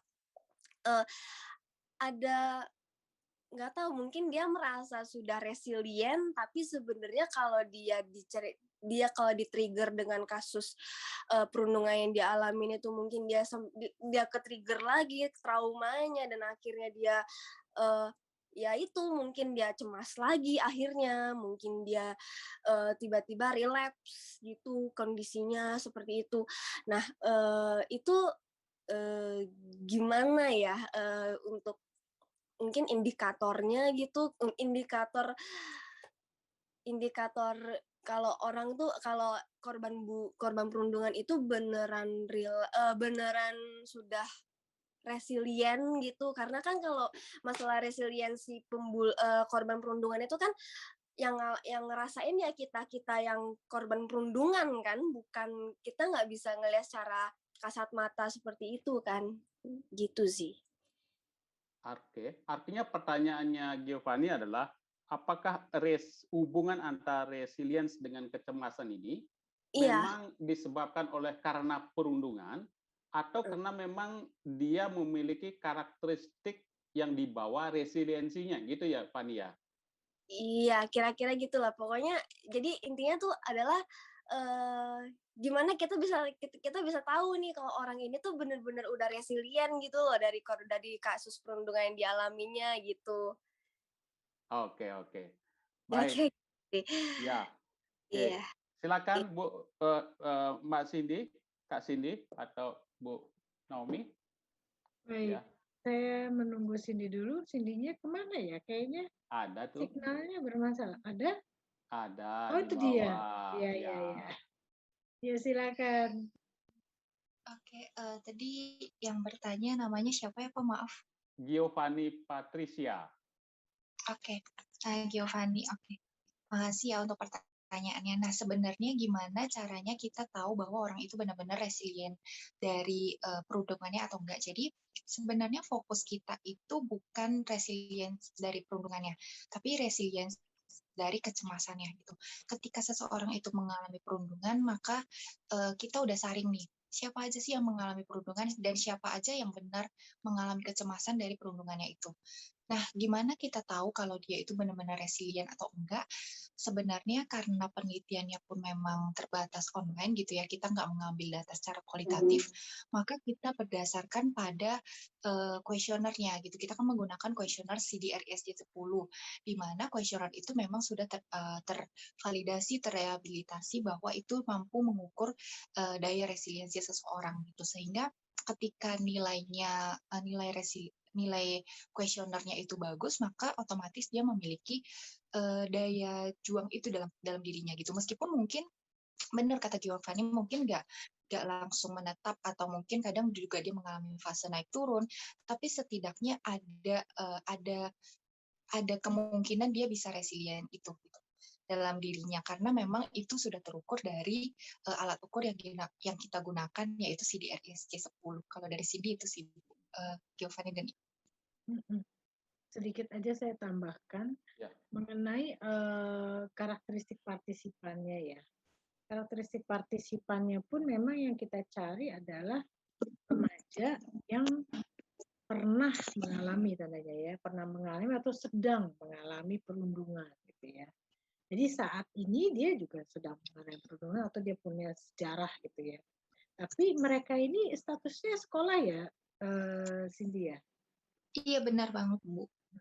Mereka tetap sekolah. Nah itu salah satu contoh gitu, bahwa sekalipun misalnya kan gini, kan kita harus paham dengan teori resiliensi ya.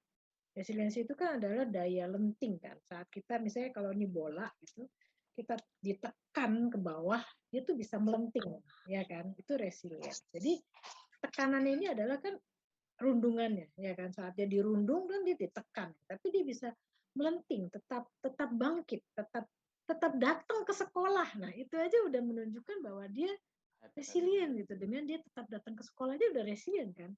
Kan kebayang kalau misalnya dia begitu ketakutannya dengan rundungannya itu, mungkin dia akan ngumpet ya, nggak akan datang ke sekolah gitu kan, ya akan menutup diri. Tapi dia masih berangkat sekolah, ya masih menjalani hari-harinya gitu. Nah, itu menunjukkan dia punya resilience. Itu ya mungkin ya saya tambahkannya itu. Oke. Itu Pak Made, Giovanni. Ya, Makasih, terima kasih Bu ya. Kak. Iya. Silakan teman-teman mau bertanya, silakan. Ayo bertanya dong. Kalau enggak di chat aja ditulis tidak apa-apa. Ya. Di chat room saya tulis nggak apa-apa kalau memang agak susah untuk bicara ya.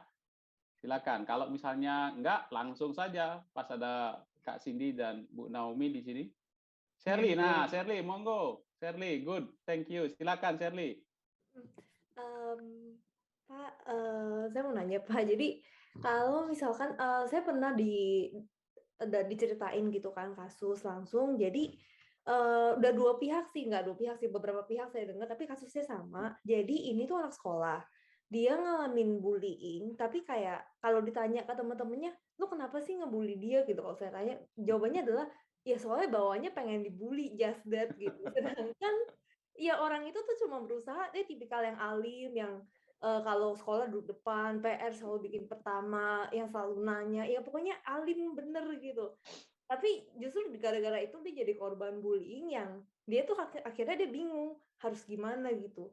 Nah sebenarnya kalau kayak gini gimana ya supaya, nah akhirnya seiring, ini kan udah lama kan, seiring berjalan waktu gitu, dia lama-lama jadi nggak pede kayak gitu. Terus sebenarnya kayak kalau kayak gitu kan, kalau mau dilihat dari sisi kalau kenapa dia dibully, jadi saya agak membingungkan gitu, karena dia juga nggak menemukan alasan kenapa. Karena setiap kali tanya kayak enak aja gitu dibully kayak gitu. Jadi bingung gitu. Nah kalau kayak gitu gimana sih sebenarnya, kayak kalau ada kasus yang demikian lagi, anak ini harus bagaimana gitu ya supaya ini bisa tetap strong gitu, jadi nggak rusak lah istilahnya kayak gitu. Terima kasih. Supaya nggak cemas, supaya confidence-nya tetap gitu ya, supaya tetap sekolah. Nah ini jagonya Bu Naomi sama Kak Cindy nih ya, menterapi orang gimana supaya tetap itu pede dan lain sebagainya. Silakan.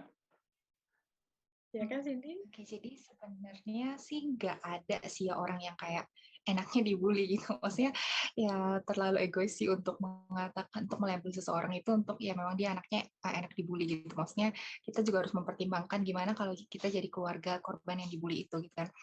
Nah kalau dalam kasus ini tentunya yang salah itu adalah pelakunya gitu. Pasti ada distorsi kognitifnya deh gitu di dia. Kenapa dia bisa dengan sangat yakin melabeli bahwa orang itu tuh memang pantas dibully gitu. Apa hal yang melakukan itu? Bahkan ya seperti yang tadi Shirley katakan bahwa sebenarnya kalau dipikir-pikir bingung juga sih apa yang bikin dia dibully gitu ya.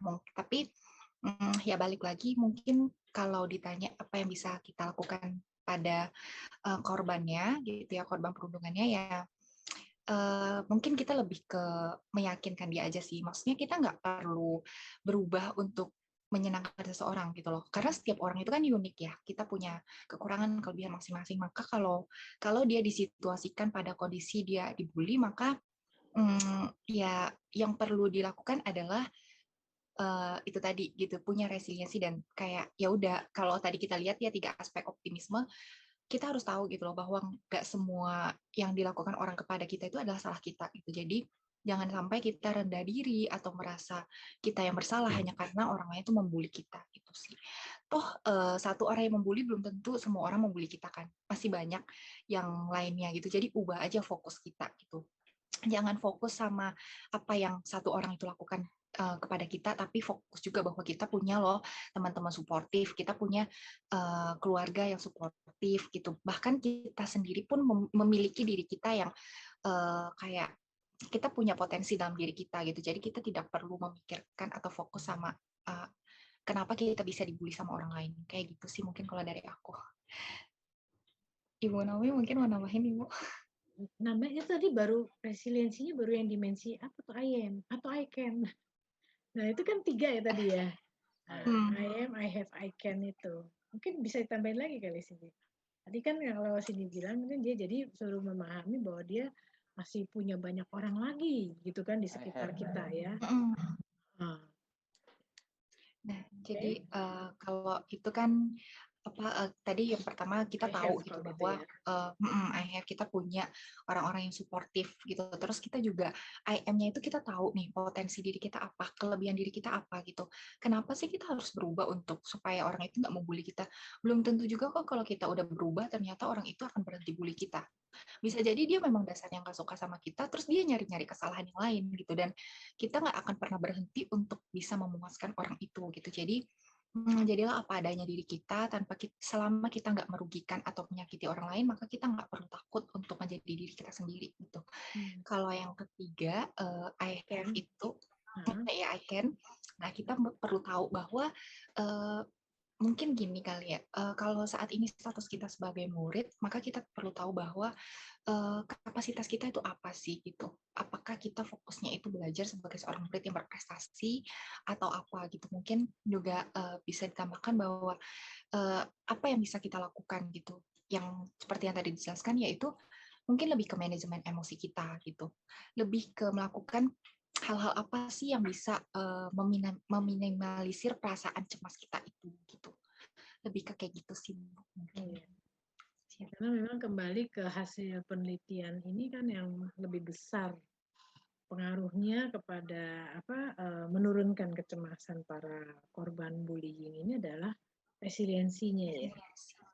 Maka jadi kalau kita diminta untuk memberi saran kepada masyarakat ya kita fokus memang kepada bagaimana membuat para remaja ini resilience gitu ya. Sekalipun ditempa dengan hinaan, dengan ejekan, dengan dikerjain temen gitu, tapi dia tetap berangkat sekolah, tetap pegang cita-citanya, ya berkarya terus untuk sampai ke kemampuan dia yang paling maksimal lah, dia berusaha terus seperti itu. Jadi jangan mundur gitu. Hanya gara-gara digodain, diejekin, dikerjain gitu ya. Tapi memang kasus perundungan itu di SMP SMA itu luar biasa.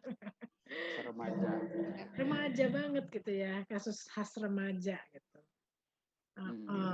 Jadi kira-kira gitu jawabannya ya. Fokuslah kepada resiliensi yang dimiliki. Ada I am, I have, I can. Coba sedikit sebelum yang lainnya, Bu Naomi, terkait dengan dimensi dari resiliensi tadi itu, ya. I am, I can, I have, ya. Itu kira-kira dari 3 itu yang mana sebetulnya paling berpengaruh ya? Artinya memberikan satu tingkat resiliensi yang paling tinggi pada diri remaja. Apakah I can-nya, I have-nya, atau I am-nya? Ada nggak hasil penelitian atau barangkali punya referensi supaya kita tahu, wah ini I have-nya, oh ini I can-nya. Gimana Bu Naomi? Sempat diolah nggak ya, Cindy ya? Resiliensinya dipecah nggak ya? Kita kayaknya nilai total ya. Iya, nilai total Bu jatuhnya. Tidak dilihat per dimensi ya. Sebenarnya karena itu aspek sih Pak. Jadi karena itu aspek tetap pengaruhnya itu jadi kesatuan dan Jadi saling satuan. mempengaruhi satu sama lain dari 3 aspek itu sih Pak gitu. Oke. Baik, terima kasih Kak Cindy dan Bu Naomi ya. Ini Iya. ada pertanyaan dari Bro Sani ini kelihatannya. N-nya 3 malah nih Bro ya. Saat seseorang pada masa lalunya mengalami perundungan, ada kemungkinan dirinya merasa menjadi rendah diri dan tidak pede, ataupun sebaliknya menjadi pembuli selanjutnya. Wah, ini pembulian berantai gitu ya. Bagaimana cara menghilangkan rantai bullying seperti ini? Wah, ini Bro Sani luar biasa pertanyaan ini. Sering nonton film ini psikopat ini kali ini ya. Luar biasa.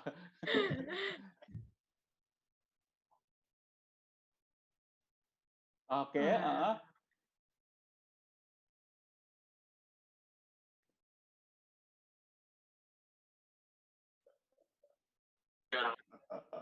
Oke.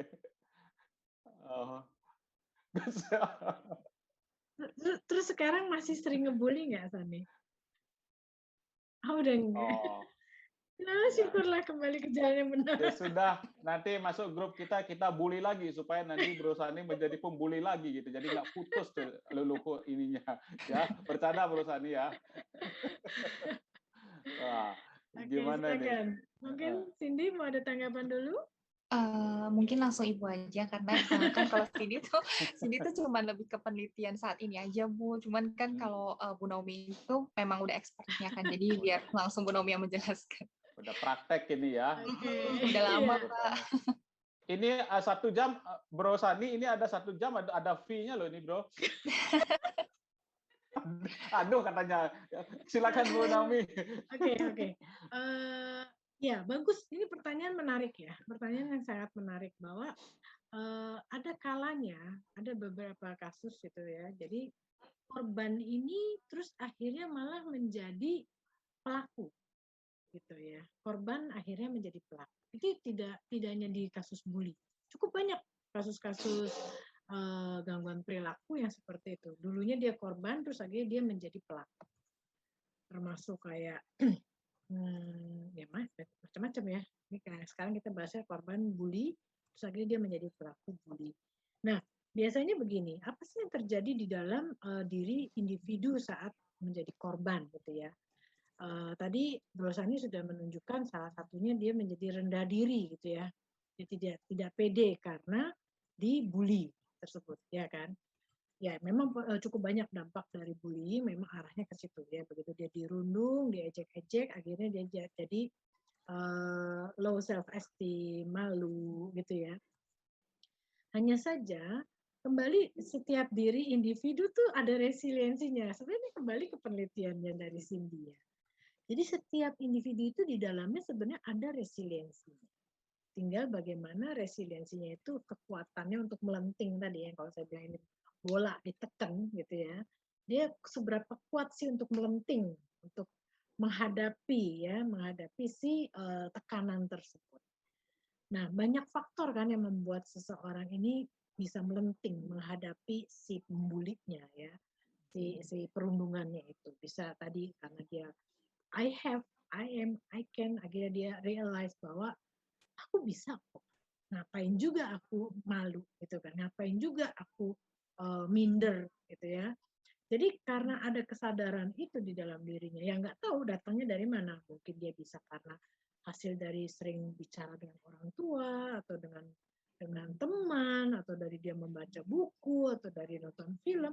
Itu semua bisa aja menginspirasi seseorang untuk resilient, untuk ayo aku hadapin aja tuh orang gitu yang ngejekin aku ya. Jadi hal-hal yang membuat seseorang akhirnya sadar bahwa dirinya punya resiliensi, punya daya lenting tadi untuk menghadapi tekanan, maka dia netral. Yang tadinya turun gitu kan, self esteem-nya turun, tapi begitu dia sadar dengan dirinya punya resiliensi, dia netral lagi. Dia netral bahwa dia merasa aku bisa segalanya. Nah, tapi seringkali tidak netral, malah dia kelebihan gitu ya. Jadi overconfidence. Akhirnya yang timbul seperti itu ya. Jadi yang tadinya confidence-nya turun gitu, terus akhirnya dengan dia punya pengalaman yang positif, tapi akhirnya dihayatinya secara over, secara berlebihan gitu ya. Sehingga itu yang membuat dia akhirnya bisa menjadi pelaku juga karena dia ngelihat celah gitu ya. Ngelihat celah, oh kalau misalnya misalnya dia punya pemikiran kalau misalnya jadi korban kan dia tidak populer, ya kan. Tapi yang populer itu adalah pelaku. Maka dia akan melakukan apa kita bicaranya kompensasi mungkin pakai teori Adler ya. Jadi melakukan kompensasi untuk bisa tetap populer, maka ya saya lakukan seperti yang pernah dilakukan kepada saya. Mau pakai teori modeling, ya melakukan modeling, ya bahwa oh caranya seperti itu ya supaya populer ya, ya udah saya juga pengen populer, saya nggak mau dikalahkan terus. Dia akhirnya melakukan tindakan bullying tadi. Jadi kita bisa lihatnya dari sana, Bu Losani. Jadi bisa karena ada apa? Ada pengalaman ya, ada pengalaman yang menurunkan confidence atau esteem gitu. Tapi terus ada pengalaman juga yang membuat dia sadar bahwa dia punya potensi untuk menghadapi itu semua, ya. Tapi tadi seringkali itu menjadi overconfidence itu ya karena pengalaman yang dia hayati dia internalisasikan.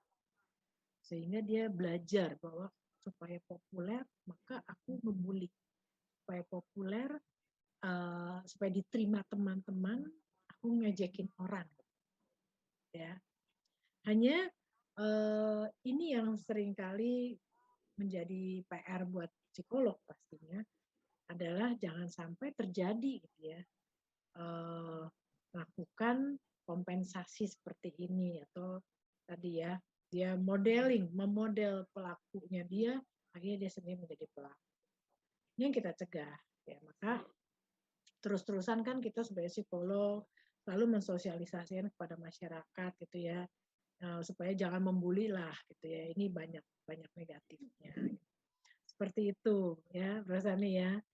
Nah, sekarang kan katanya udah berkurang kan ya bulinya. Jadi diputus mata rantai bullyingnya. Ya Bro Sani. Diputus. Gitu kalau ada korban selanjutnya. Sebelum masuk ke Farhan ini pertanyaannya, saya sedikit tadi kaitannya dengan perundungan ini. Atau ada kemungkinan begini nggak Bu Naomi sama Kak Cindy? Orang itu harus dirundung dulu dari sejak kecil, ya. Dalam tanda kutip sedikit demi sedikit kita rundung dia supaya dia punya perilaku yang lebih adaptif ketika gedenya. Ada kemungkinan begitu nggak? Jadi ketahanan dia itu akan semakin karena kita ya sedikit-sedikit kita rundung dia, kemudian nanti gedenya, wah itu mah udah biasa bagi gua itu yang begitu-begitu, nggak perlu ejek-ejek lagi. Nah, saya pernah mendengar statement seperti itu, gimana ya terkait dengan hasil penelitiannya Mbak Cindy dan Ibu Naomi ini? Jadi menurut saya sih itu tetap tidak bisa dibenarkan ya Pak. Tidak bisa dibenarkan ya. Karena bisa jadi tujuan kita adalah supaya membiasakan dia, tapi memang dia sampai besarnya itu terbiasa, tapi jadinya dia menyalahkan dirinya sendiri gitu loh, jadi kayak self blame atau yang lain sebagainya gitu. Jadi konsep dirinya pun terbentuk tidak sempurna gitu Pak. Malah kalau misalnya memang kita mau melatih dia supaya perilakunya adaptif itu, kita bisa fokus pada pola asuhnya gitu. Jadi kalau misalnya kita sebagai orang tua bisa memberikan tempat yang aman dan nyaman bagi anak kita, itu malah lebih bisa membangun resiliennya dia juga gitu Pak. Misalnya kan pola asuh kan ada beberapa jenis gitu. Kalau misalnya kita jadi pola asuh yang demokratis, yang baik sama mereka, yang bisa bersahabat, bisa jadi teman bagi mereka, kita malah bisa secara perlahan mengedukasi mereka gimana sih supaya ketika mereka menghadapi tantangan-tantangan yang seperti ini, yang kasus yang sedang tinggi seperti ini, bagaimana sih cara mereka menghadapi? Lebih ke kayak gitu mungkin Pak kalau menurut Cindy, tanpa harus dibully sejak kecil anaknya. Iya. Mungkin Bu Naomi gimana? Sama dengan Kak Sherly ini itu sama juga kan Pak, saya juga pernah mendengar kata orang seperti itu Pak, supaya tahan banting anaknya gitu loh. Ya. Tapi tadi benar kata Cindy Pak, harapannya kan memang supaya tahan banting anaknya, tapi kan kita nggak tahu apa yang terjadi di dalam diri si anak itu ya, apakah dia bisa menerimanya atau tidak gitu. Yang bagus adalah oke, dia digodain, diejekin, tapi anaknya diajarin ngebalesnya gimana, ya kan? Karena kalau dia nggak diajarin, dia kan mewek, dia nangis, gitu ya, ya kan? Kalau nggak diajarin, dia kan akhirnya mewek, nangis, akhirnya low self esteem, gitu kan? Maka kalau orang tua memang terpikir pengen membentuk anaknya supaya tahan banting dari ejekan, maka anaknya diajarin gitu. Kalau kamu diejek, kamu ngadepinnya gini. Gitu. Ya, maka anaknya akan tahan banting. Tadi, jadi tetap kembali ke resiliensi sebenarnya. Jadi saat dia I am, I have, I can, ya kan. Jadi dia kalau dia sadar bahwa dia punya kelebihan gitu ya, maka dia akan berani kan untuk ngejawab gitu ya. Saat dia misalnya kayak tadi gitu, hitam gitu, ntar dia bisa jawab dari kepada kamu bau kayak gitu kan ya misalnya kan. Jadi dia jadi punya keberanian untuk membalas karena dia tahu dia resilient, dia tahu bahwa dia punya sesuatu kelebihan dari dirinya.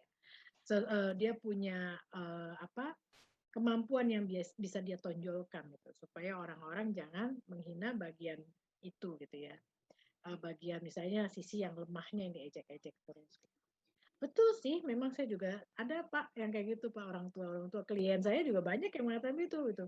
Sengaja kok Bu diejek-ejek, biarin biar anaknya tahan banting gitu. Tapi tadi yang kurang, biasanya yang kurang dari para parents adalah boleh godain lah ya kesannya, tapi anaknya dilatih gitu, dilatih untuk kuat gitu.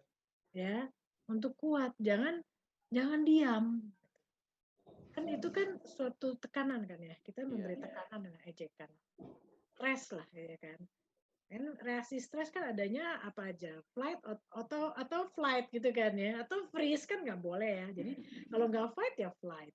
Nah kalau flight nanti terus-terusan dia selalu flight, kabur gitu kan, diejek-ejek kabur gitu, nggak mau sekolah akhirnya. Nah, makanya kita bentuk dia untuk bisa fight. Ejekan itu dihadapi gitu ya, dihadapi dengan, tapi memang unik Pak, manusia itu memang unik ya, segala kemungkinan bisa terjadi. Ada kasus yang sering dibully, tapi yang terjadi adalah memang benar dia akhirnya menginternalisasi bullyingnya, sehingga dia memaklumi bahwa iya memang aku pantas dibully. itu sudah terganggu ya. Itu yang berbahaya, jangan sampai itu terjadi gitu, karena dia sering dibully dan dia tidak diajari resilient untuk menghadapi bullying ya, malah dia acceptance. Memang terganggu, itu contoh gangguannya. Jadi dia akhirnya memiliki distorsi dalam pikirannya kan, bahwa emang aku pantas dibully, ya udah nggak apa-apa lah. Ada Pak kayak gitu Pak, itu udah terganggu. Kasihan sih memang kalau udah kayak gitu. Itu PR-nya banyak kalau itu harus diberesin ya sini ya. Ya sudah distorsi ini gitu. Oke, baik. Terima kasih Bu Naomi dan Kak Cindy. Nah, sekarang silakan Mas Farhan. Raise hand dia. Silakan, Bro. Selamat malam Pak Made, Bu Naomi, Mbak Cindy. Kedengar ya suara saya ya? Mungkin saya punya beberapa pertanyaan sih untuk ditanyakan. Mungkin sedikit menyinggung penelitian dari Mbak Cindy, namun lebih berfokus pada topiknya ya, untuk perundungan. Karena sangat menarik banget, tapi kan di remaja. Tadi Mbak Cindy bilang bahwa biasanya perundungan itu terjadi dari mayoritas pada individu ya. Jadi memang secara jumlah itu lebih sedikit. Gitu. Lalu juga kan tadi berfokus ke pemulihan dampak. Setelah perundungan, bukan saat perundungan tersebut terjadi. Nah, mungkin yang jadi pemikiran saya apabila si perundungan tersebut sedang terjadi.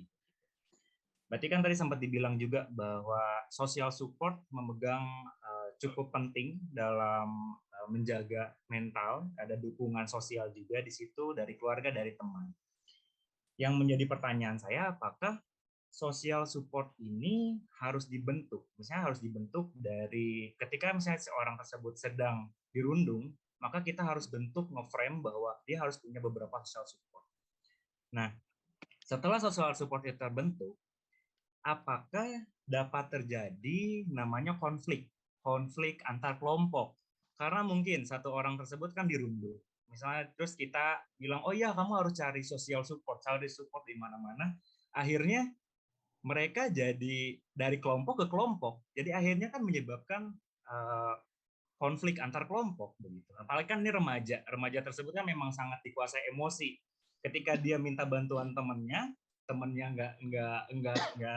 nggak terima, akhirnya malah jadi berantem antar kelompok ini. Artinya apakah si dukungan sosial ini harus terkontrol? Jadi selain kita membentuk sebuah dukungan sosial, kita harus mengontrol juga. Apalagi di zaman sekarang untuk media sosial saja, mungkin saya pernah beberapa kali sempat lihat beberapa berita, justru yang awalnya dibully, setelah itu mungkin viral ya Pak ya, viral di media sosial, akhirnya yang ngebully dibully begitu. Artinya di sini social support yang kalau saya bilang asumsikan terlalu besar ya, jadi terlalu meluas sehingga yang tadinya pelaku menjadi korban begitu. Nah, mungkin kita sebagai psikolog atau mungkin praktisi atau BK kalau misalnya di SMA, kira-kira bagaimana nih kiat-kiat? Karena kan ini bersangkutan dengan remaja ya Pak ya Bu ya. Karena memang remaja ini sangat-sangat misalnya secara emosi mungkin atau secara oh ini teman saya nih, saya harus belain mati-matian gitu. Kasihan banget tuh kita fotoin, kita viralin, ibaratnya kayak gitu. Jadi bagaimana cara mencegah hal itu terjadi sehingga si pembuli bisa secara tanda kutip lebih aman dan yang korban juga tidak dibully lagi tanpa memunculkan konflik selanjutnya, yaitu konflik antar kelompok.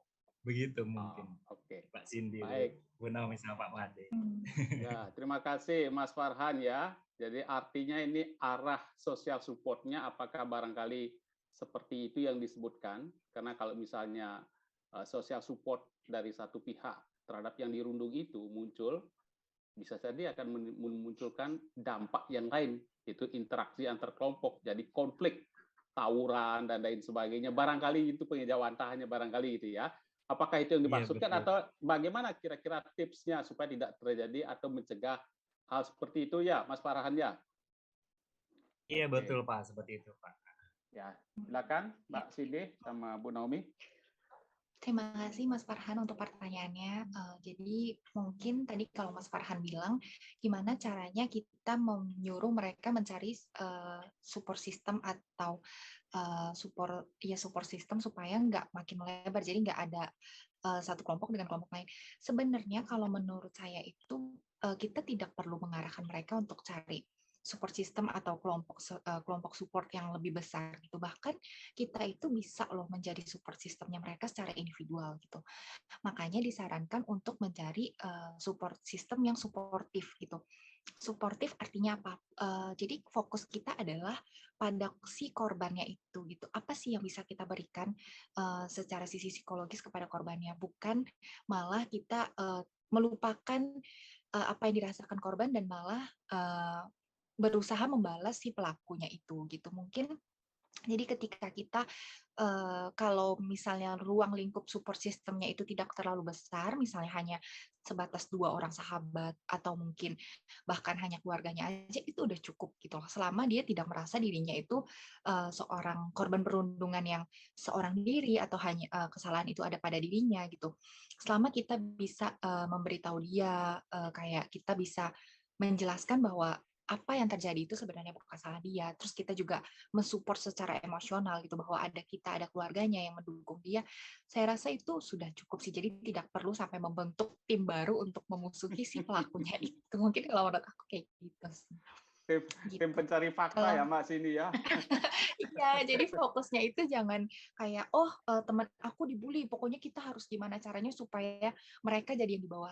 Jadi kan benar itu akan memunculkan konflik antara tim satu dengan tim lainnya. Tapi kalau posisinya kita ya udah biarin aja mereka mau bully, yang jadi fokus kita adalah gimana sih kita jadi support yang baik untuk si korbannya itu. Kalau menurut aku sih seperti itu. Mungkin Ibu Naomi ada mau menambahkan, Bu? Iya, silakan Bu Naomi. Mungkin kembali ke makna bullying-nya ya. Jangan sampai kita samakan dengan hanya agresi gitu ya, atau tawuran gitu. Ini kalau tawuran itu salah satu bentuk agresi juga. Bullying juga salah satu bentuk agresi. Tapi yang perlu kita ingat tadi definisi bullying atau perundungan ya, bahwa itu adalah tindakan agresi atau menyakiti yang bentuknya berulang. Dan biasanya korbannya itu adalah orang yang jauh lebih lemah daripada si pelaku. Ini yang perlu dikembalikan nih definisinya nih. Jangan sampai kita bahas tentang agresi remaja. Kalau agresi remaja, iya remaja suka berkelahi, tawuran gitu kan. Itu agresi remaja. Tapi kalau yang kita bicara sekarang ada perundungan, artinya perlakuan agresinya itu dilakukannya secara berulang-ulang kepada si satu orang ini. Gitu ya. Jadi si satu orang ini atau si korban ini jelas orang yang lemah, gitu. Ya memang orang yang lemah sehingga dia tidak punya tidak berdaya gitu, tidak berdaya untuk mencari pertolongan, tidak berdaya untuk berteriak gitu ya. Jadi saat dikerjain ya pasrah aja gitu ya, diseret ya nurut, dimasukin ke tong sampah ya nurut gitu ya, bukunya diumpetin dimasukin ke got ya nurut gitu ya. Ya itu bullying gitu, terus-terusan dia ngalamin itu gitu. Nah, social support yang perlu dicari adalah memang dia perlu punya teman ya, karena biasanya kalau anak-anak yang sudah jadi korban bullying yang terus-terusan seperti itu, mereka kan merasa dirinya juga tidak berdaya, akhirnya mundur gitu ya dari aktivitas sosial ya, lebih banyak menyendiri. Paling punya teman hanya 1, 2, nggak lebih dari situ biasanya ya.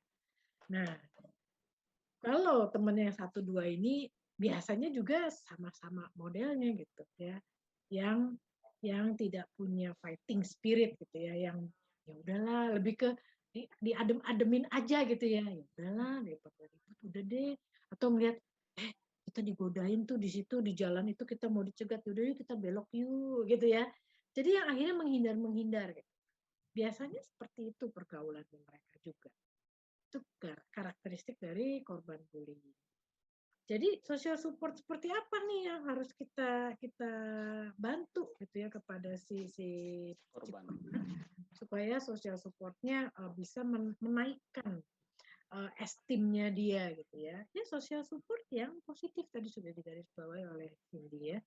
Yang positif. Jadi membuat dia merasa dia punya hal yang masih bisa ditunjukkan gitu ya. Oke, mungkin dia dikatain, dia dikerjain gitu ya, tapi dia dibangkitkan rasa percaya dirinya bahwa ada teman-teman kamu yang bisa membantu kamu kalau kamu misalnya kesusahan ya. Dalam artian bukan bales gitu ya. Kan yang ditakutkan Farhan ada nanti teman-temannya malah bales menyakiti gitu ya. Jadi dia punya pasukan sendiri ngelawan pasukan. Kita kan enggak lah. Ya biasanya yang kita sarankan sebagai psikolog adalah cari social support yang bisa memberikan dia rasa aman dan positif, tapi bukan berarti membalas perlakuan bully dari orang yang sebelumnya. Kira-kira itu sih tambahan dari saya. Moga-moga bisa diterima. Terima kasih Pak Made. Wah, luar biasa Bu Naomi sama Kak Cindy nih. Kalau kita mendengar orang-orang klinis itu ngomong kayaknya dunia ini jadi damai gitu ya.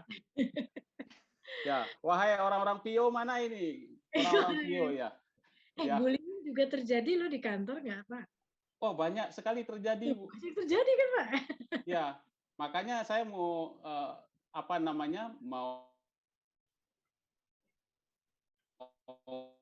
mau teriakin ini, yang mana yang karyawan itu bisa terjadi bully-bully yang itu, Bu. Jadi perundungan-perundungan di situ bisa. Wah, ini siapa nih?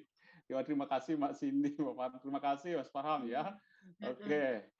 Mungkin saya mau tanggapi sedikit nih Pak yang ditulis oleh Bu Fani tentang apa? Mana? Yang mana, Bu? Yang Giovanni tulis yang ini nih. Oh, nih yang mendengar kasus di mana pelaku bullying melakukan pelaku melakukan itu sebagai pelampiasan dari apa yang dirasakan di rumah. Mungkin sih dibantu bacain. Ya, yang bagian itu tuh. Ya, pelampiasan dari apa yang dirasakan di rumah, baik dengan orang tua maupun keluarga gitu ya. Jadi memang ada riset-risetnya juga. Kalau kebetulan kalau yang Cindy riset kan adalah korban bullyingnya ya. Nah, sedangkan pelaku bullying ini juga menarik untuk diteliti gitu ya. Mereka kenapa sih kok tega amat gitu ya ngerjain orang sampai sebegitunya gitu kan. Saya sih waktu diceritain klien saya dia dimasukin ke got gitu ya. Kok tega gitu ya dikerjain digotong gitu masukin tong sampah. Itu kan kebetulan badan dia emang kecil gitu ya, anak SMA tapi badannya kecil gitu kan, kayak perempuan. Terus diangkat sama teman-temannya dimasukin ke got gitu kan, dimasukin ke tong sampah, terus bukunya dikerjain. Itu luar biasa ya, kok bisa ya gitu.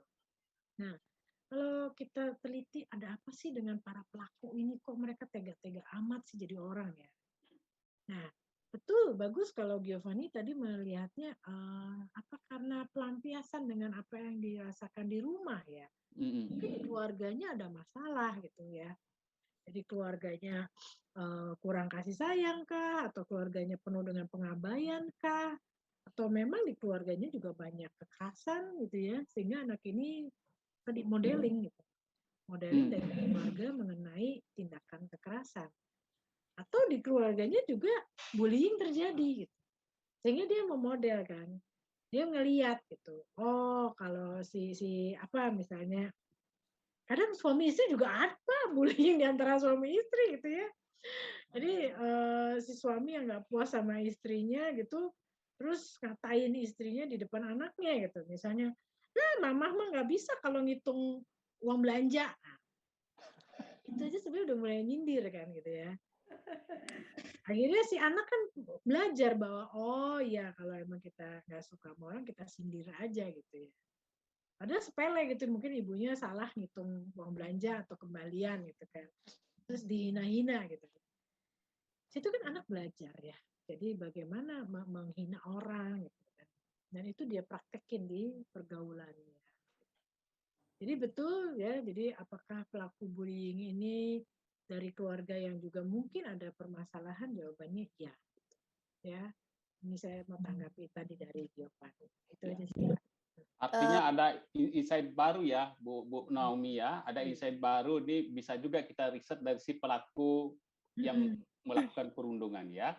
Oke, Giovanni ada tadi mau ngomong, Fanny? Iya, soalnya saya juga waktu itu pernah baca satu kasus sih gitu, di mana anak ini tuh dibully sama temennya, sama satu temennya gitu, bener-bener parah banget di sekolahnya gitu, sampai akhirnya orang tua si korban bully ini tuh akhirnya turun tangan gitu, orang tua korban bully ini turun tangan, sampai lapor ke guru BK juga, guru wali, guru BK gitu kan, sampai akhirnya dipertemukan sama orang tua si pelaku.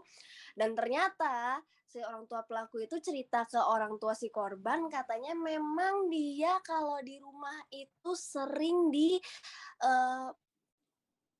lebih ke pola asuh sih, pola asuhnya yang keras gitu. Modeling. Gitu, ya otoriter. Gitu kan, sering dikerasin gitu, jadi akhirnya mungkin dia karena dia cowok gitu, mungkin dia merasa dia butuh pelampiasan, akhirnya tuh dilampiaskan ke temennya yang dia kira tuh lemah, lembek, bisa dibully gitu. Ya. Kalau mungkin kembali ke teorinya Freud ya. Ya. Nah, teori Freud ada kita apa? Displacement ya. Ya, displacement kan rasa jengkelnya ke yang lainnya gitu kan, lebih rendah. Bisa sih. Oke. Baik, terima kasih teman-teman ya. Oke, ada lagi pertanyaan? Silakan kalau ada pertanyaan. Oke. Atau Ibu Naomi ada yang mau disampaikan, Bu? Apa Pak tadi titipan Bapak ya? Titipan kalau memang ada, ini ada lagi nih pertanyaan nggak nih? Merasa sekali ya. Oke. Ya. Senang bahas bullying nih. Malah bahas bullying ya. Mungkin apa ya catatan saya gitu ya tentang tesis. Mungkin saya share sedikit pengalaman saya membimbing Cindy gitu ya. Pengalaman saya membimbing Cindy dalam membuat sebuah tesis gitu supaya kembali ke penulisan ilmiah gitu kan ya. Yang pastinya dimulai dari proposal ya kan, dimulai dari proposal, mencari fenomena gitu ya. Itu kira-kira kan kita 1 semester buat proposal ya. Di sini juga bisa masih ingat pengalamannya gimana nih ditekan, didorong gitu, ditekan dan didorong gitu ya. Nggak sampai dirundung kan Bu ya? Enggak lah, enggak dirundung Pak. Oke, yang penting ditekan itu. dan didorong untuk cari, ayo fenomenanya seperti apa gitu ya, ada apa. Terus kok bisa kepikiran variabelnya yang dicari adalah optimisme sama resiliensi. Itu gimana ceritanya sih gitu. Pasti selalu Bu Nomi ngomong gitu ya. Itu gimana ceritanya sih kok kamu kepikiran dikaitkannya sama optimisme sama resiliensi. Nah, jadi semua sumbernya memang karena ada fenomena ya. Apalagi mungkin karena kebetulan kami dari klinis gitu ya Pak Fade ya. Jadi biasanya kita mendorong untuk cari fenomenanya yang terkait klinis gitu. Di masyarakat nih ada masalah apa secara klinis itu gitu ya. Bullying-nya kayak gimana? Masalahnya seperti apa sih sampai ini harus kita perhatikan. Jadi harus melihat di lapangan ada apa. Masyarakatnya ada masalah apa tentang bullying. Jadi itu untuk penulisan ilmiah klinis khususnya karena ini topiknya klinis. Lihatlah masalah di masyarakat. Karena ada juga yang memang terlalu teoritis gitu ya, teoritis terus hanya mengumpulkan hasil-hasil riset dan disulamlah hasil riset itu gitu ya. Akhirnya kurang kelihatan permasalahan klinisnya gitu. Maka perlu sekali buat teman-teman Anda semua Bapak Ibu yang sedang mengerjakan penelitian gitu ya. Lihatlah ada masalah apa di masyarakat kita. Apalagi seorang clinician harus melihat fenomena di masyarakat. Gitu ya Cindy ya pengalamannya. Ya. Siapin lagi Cindy sama Mungkin kalau sama Ibu Naomi itu, karena Bu Naomi itu orangnya benar-benar detail ya, jadi nggak usah kaget kalau ada kesalahan sedikit pun, beliau akan ketahui, komen, dan suruh perbaikin gitu. Cuman yang paling mengesankan adalah pesan beliau itu, kita jangan cuman ambil data, tapi kita harus fokus apa sih yang bisa kita kasih ke masyarakat dari penelitian kita gitu. Jangan cuman ambil data, oh mereka itu korban perundungan, terus kita ngecek kecemasannya dan sebagainya. Tapi lebih penting dari itu adalah kita sebagai seorang clinician tuh harus mendedikasikan apa yang bisa kita kasih kepada mereka, terutama kepada masyarakat luas juga gitu. Jadi ya itu tadi saya bilang dibimbing sama Bu Nomi itu bukan secara teknis aja, tapi memang kayak ditempa kali ya Pak ya sebagai seorang psikolog klinis yang baru gitu. Kayak gitu sih. Iya. Dan Artinya, mungkin mau saya sambungkan tadi. Jadi kalau kita membuat penelitian itu pasti harus bermanfaat lah, gitu ya. Karena kita lihat ada masalah di masyarakat, maka kita cari tahu kan apa, mengapa dan bagaimananya gitu lewat riset kita dan harus berguna ya, gitu ya ini tadi ya. Harus berguna untuk masyarakat, harus punya nilai aplikasinya gimana nih? Gitu. Harus bisa diaplikasikan. Karena kalau hanya jadi bahan bahan perpustakaan gitu ya, atau dimasukin ke kurikulum vitae gitu ya, aku pernah neliti loh gitu, ya sayang ya, karena kan klinis kan harus membantu masyarakat juga. Jadi usahakan riset-risetnya itu punya nilai aplikasi ya, cara praktis kepada masyarakat seperti apa nanti diterapkannya. Gitu sih Pak. Jadi catatannya itu supaya karya ilmiahnya berguna untuk orang lain. Oke. Artinya dilihat dari sisi manfaat praktisnya ya Bu ya. Manfaat praktisnya sehingga ya hasil penelitian kita itu bukan hanya terpampang di perpustakaan Untar gitu ya, tetapi dapat digunakan oleh masyarakat ya, seperti perundungan ini ya, itu update gitu ya. Oke, baik, terima kasih. Silakan teman-teman lain yang ada pertanyaan, masih ada waktu kita sedikit lagi. Jangan sampai terlewatkan. Kalau masih ada, ya. Oke. Kalau tidak ada, ya saya sedikit deh bertanya ini. Walaupun saya masih banyak punya pertanyaan, Bu Naomi sama Cindy ya. Ini tadi bincang-bincang mengenai aspek trait dan state di dalam kecemasan. Ya kan? Itu kan dua dimensi itu atau dua aspek itu juga dilibatkan. Nah, yang menjadi sedikit pertanyaan saya supaya nanti nggak kepikiran terus gitu ya. Kenapa aspek trait-nya juga dimasukkan di dalam aspek kecemasan, penghitungan kecemasan tadi, Mbak Cindy dan Bu Naomi? Kalau itu kan berarti kita tidak bisa melihat apakah memang karena akibat dari optimisme dan resiliensinya, ya, atau memang karena dia sudah memiliki bekal kecemasan gitu ya, kira-kira ya. Itu apa yang menjadi reasonnya? Terima kasih Bu Naomi dan Mbak Cindy ya. Silakan. Jadi yang menjadi reasonnya kenapa kita jadinya pakai yang trait juga state itu karena ketika kita screening data itu Pak, ternyata banyak loh yang udah mengalami perundungan itu lama gitu. Jadi kita pengen cek sih sebenarnya kecemasannya itu sampai menetap atau enggak gitu. Makanya ternyata trait-nya itu cukup tinggi gitu dibanding state-nya. Dan bahkan amazing-nya itu adalah resiliensi ini malah lebih mempengaruhi trait-nya daripada state-nya gitu Pak. Jadi bukan cuma mempengaruhi apa yang dialami saat ini, tapi benar-benar yang dulu-dulu yang udah menumpuk, yang udah menjadi sebuah sifat kecemasannya itu pun bisa teratasi jika seseorang itu benar-benar mempunyai resiliensi gitu sih Pak. Lebih ke itunya sih. Baik.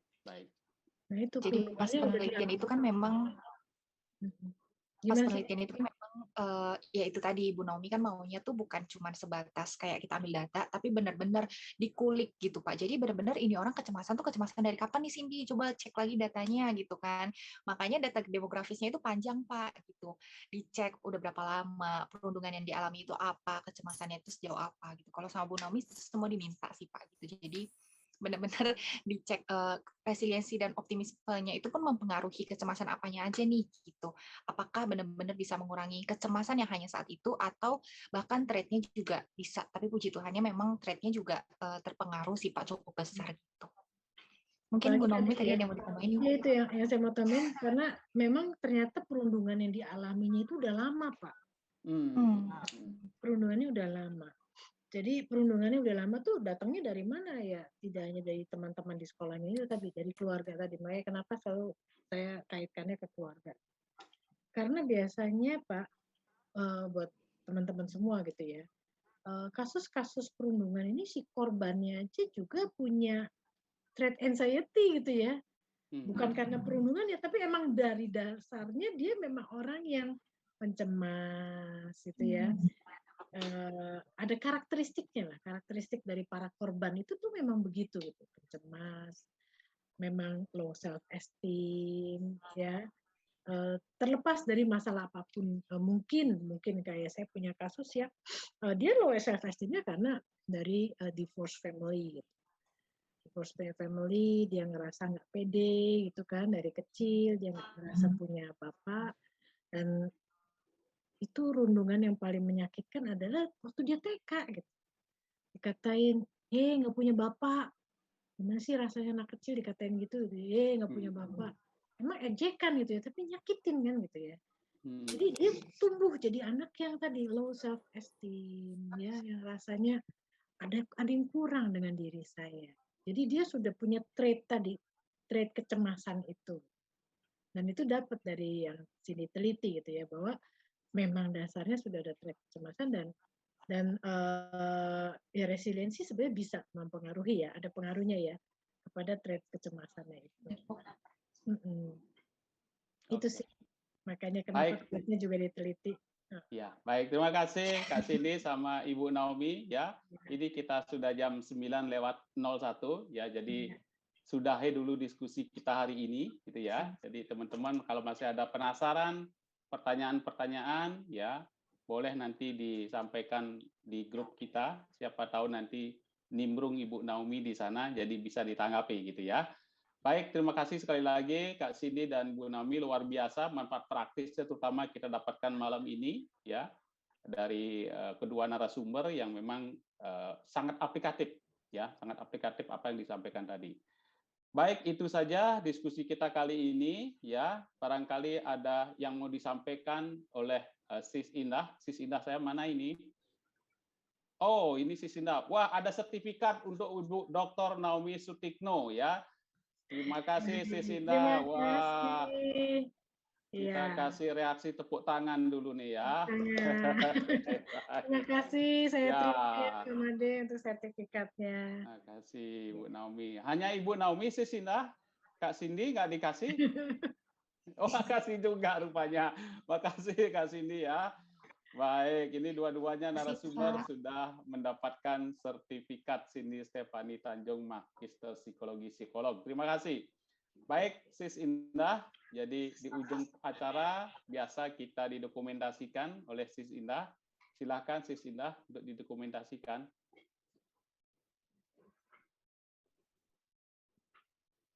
Ya, baik. Mungkin masih ada yang mau buka kamera.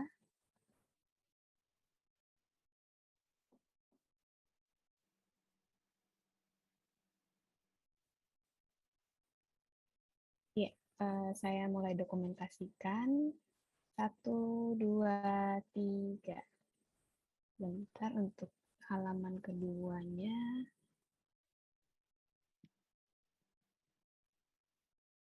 Oke, 1, 2, 3. Oke, sudah Pak Made. Baik, terima kasih Sis Indah, teman-teman. Selamat malam. Terima kasih diskusi kita kali ini. Ya, sangat hangat dan saya memang masih menyisakan pertanyaan Bu Naomi, mungkin untuk lain kali mudah-mudahan bisa. Ya, terima kasih. Selamat malam teman-teman. Terima kasih Bu Naomi. Terima kasih Pak Made. Terima kasih Bu Naomi. Malam semuanya. Malam ya. Terima kasih. Terima kasih Pak Made, Bu Naomi, Kak Cindy, Sis Indah. Terima kasih semuanya. Terima kasih Sis Indah. Selamat malam. Ya, terima kasih Bu Naomi. Cindy, terima kasih. Terima kasih Bu.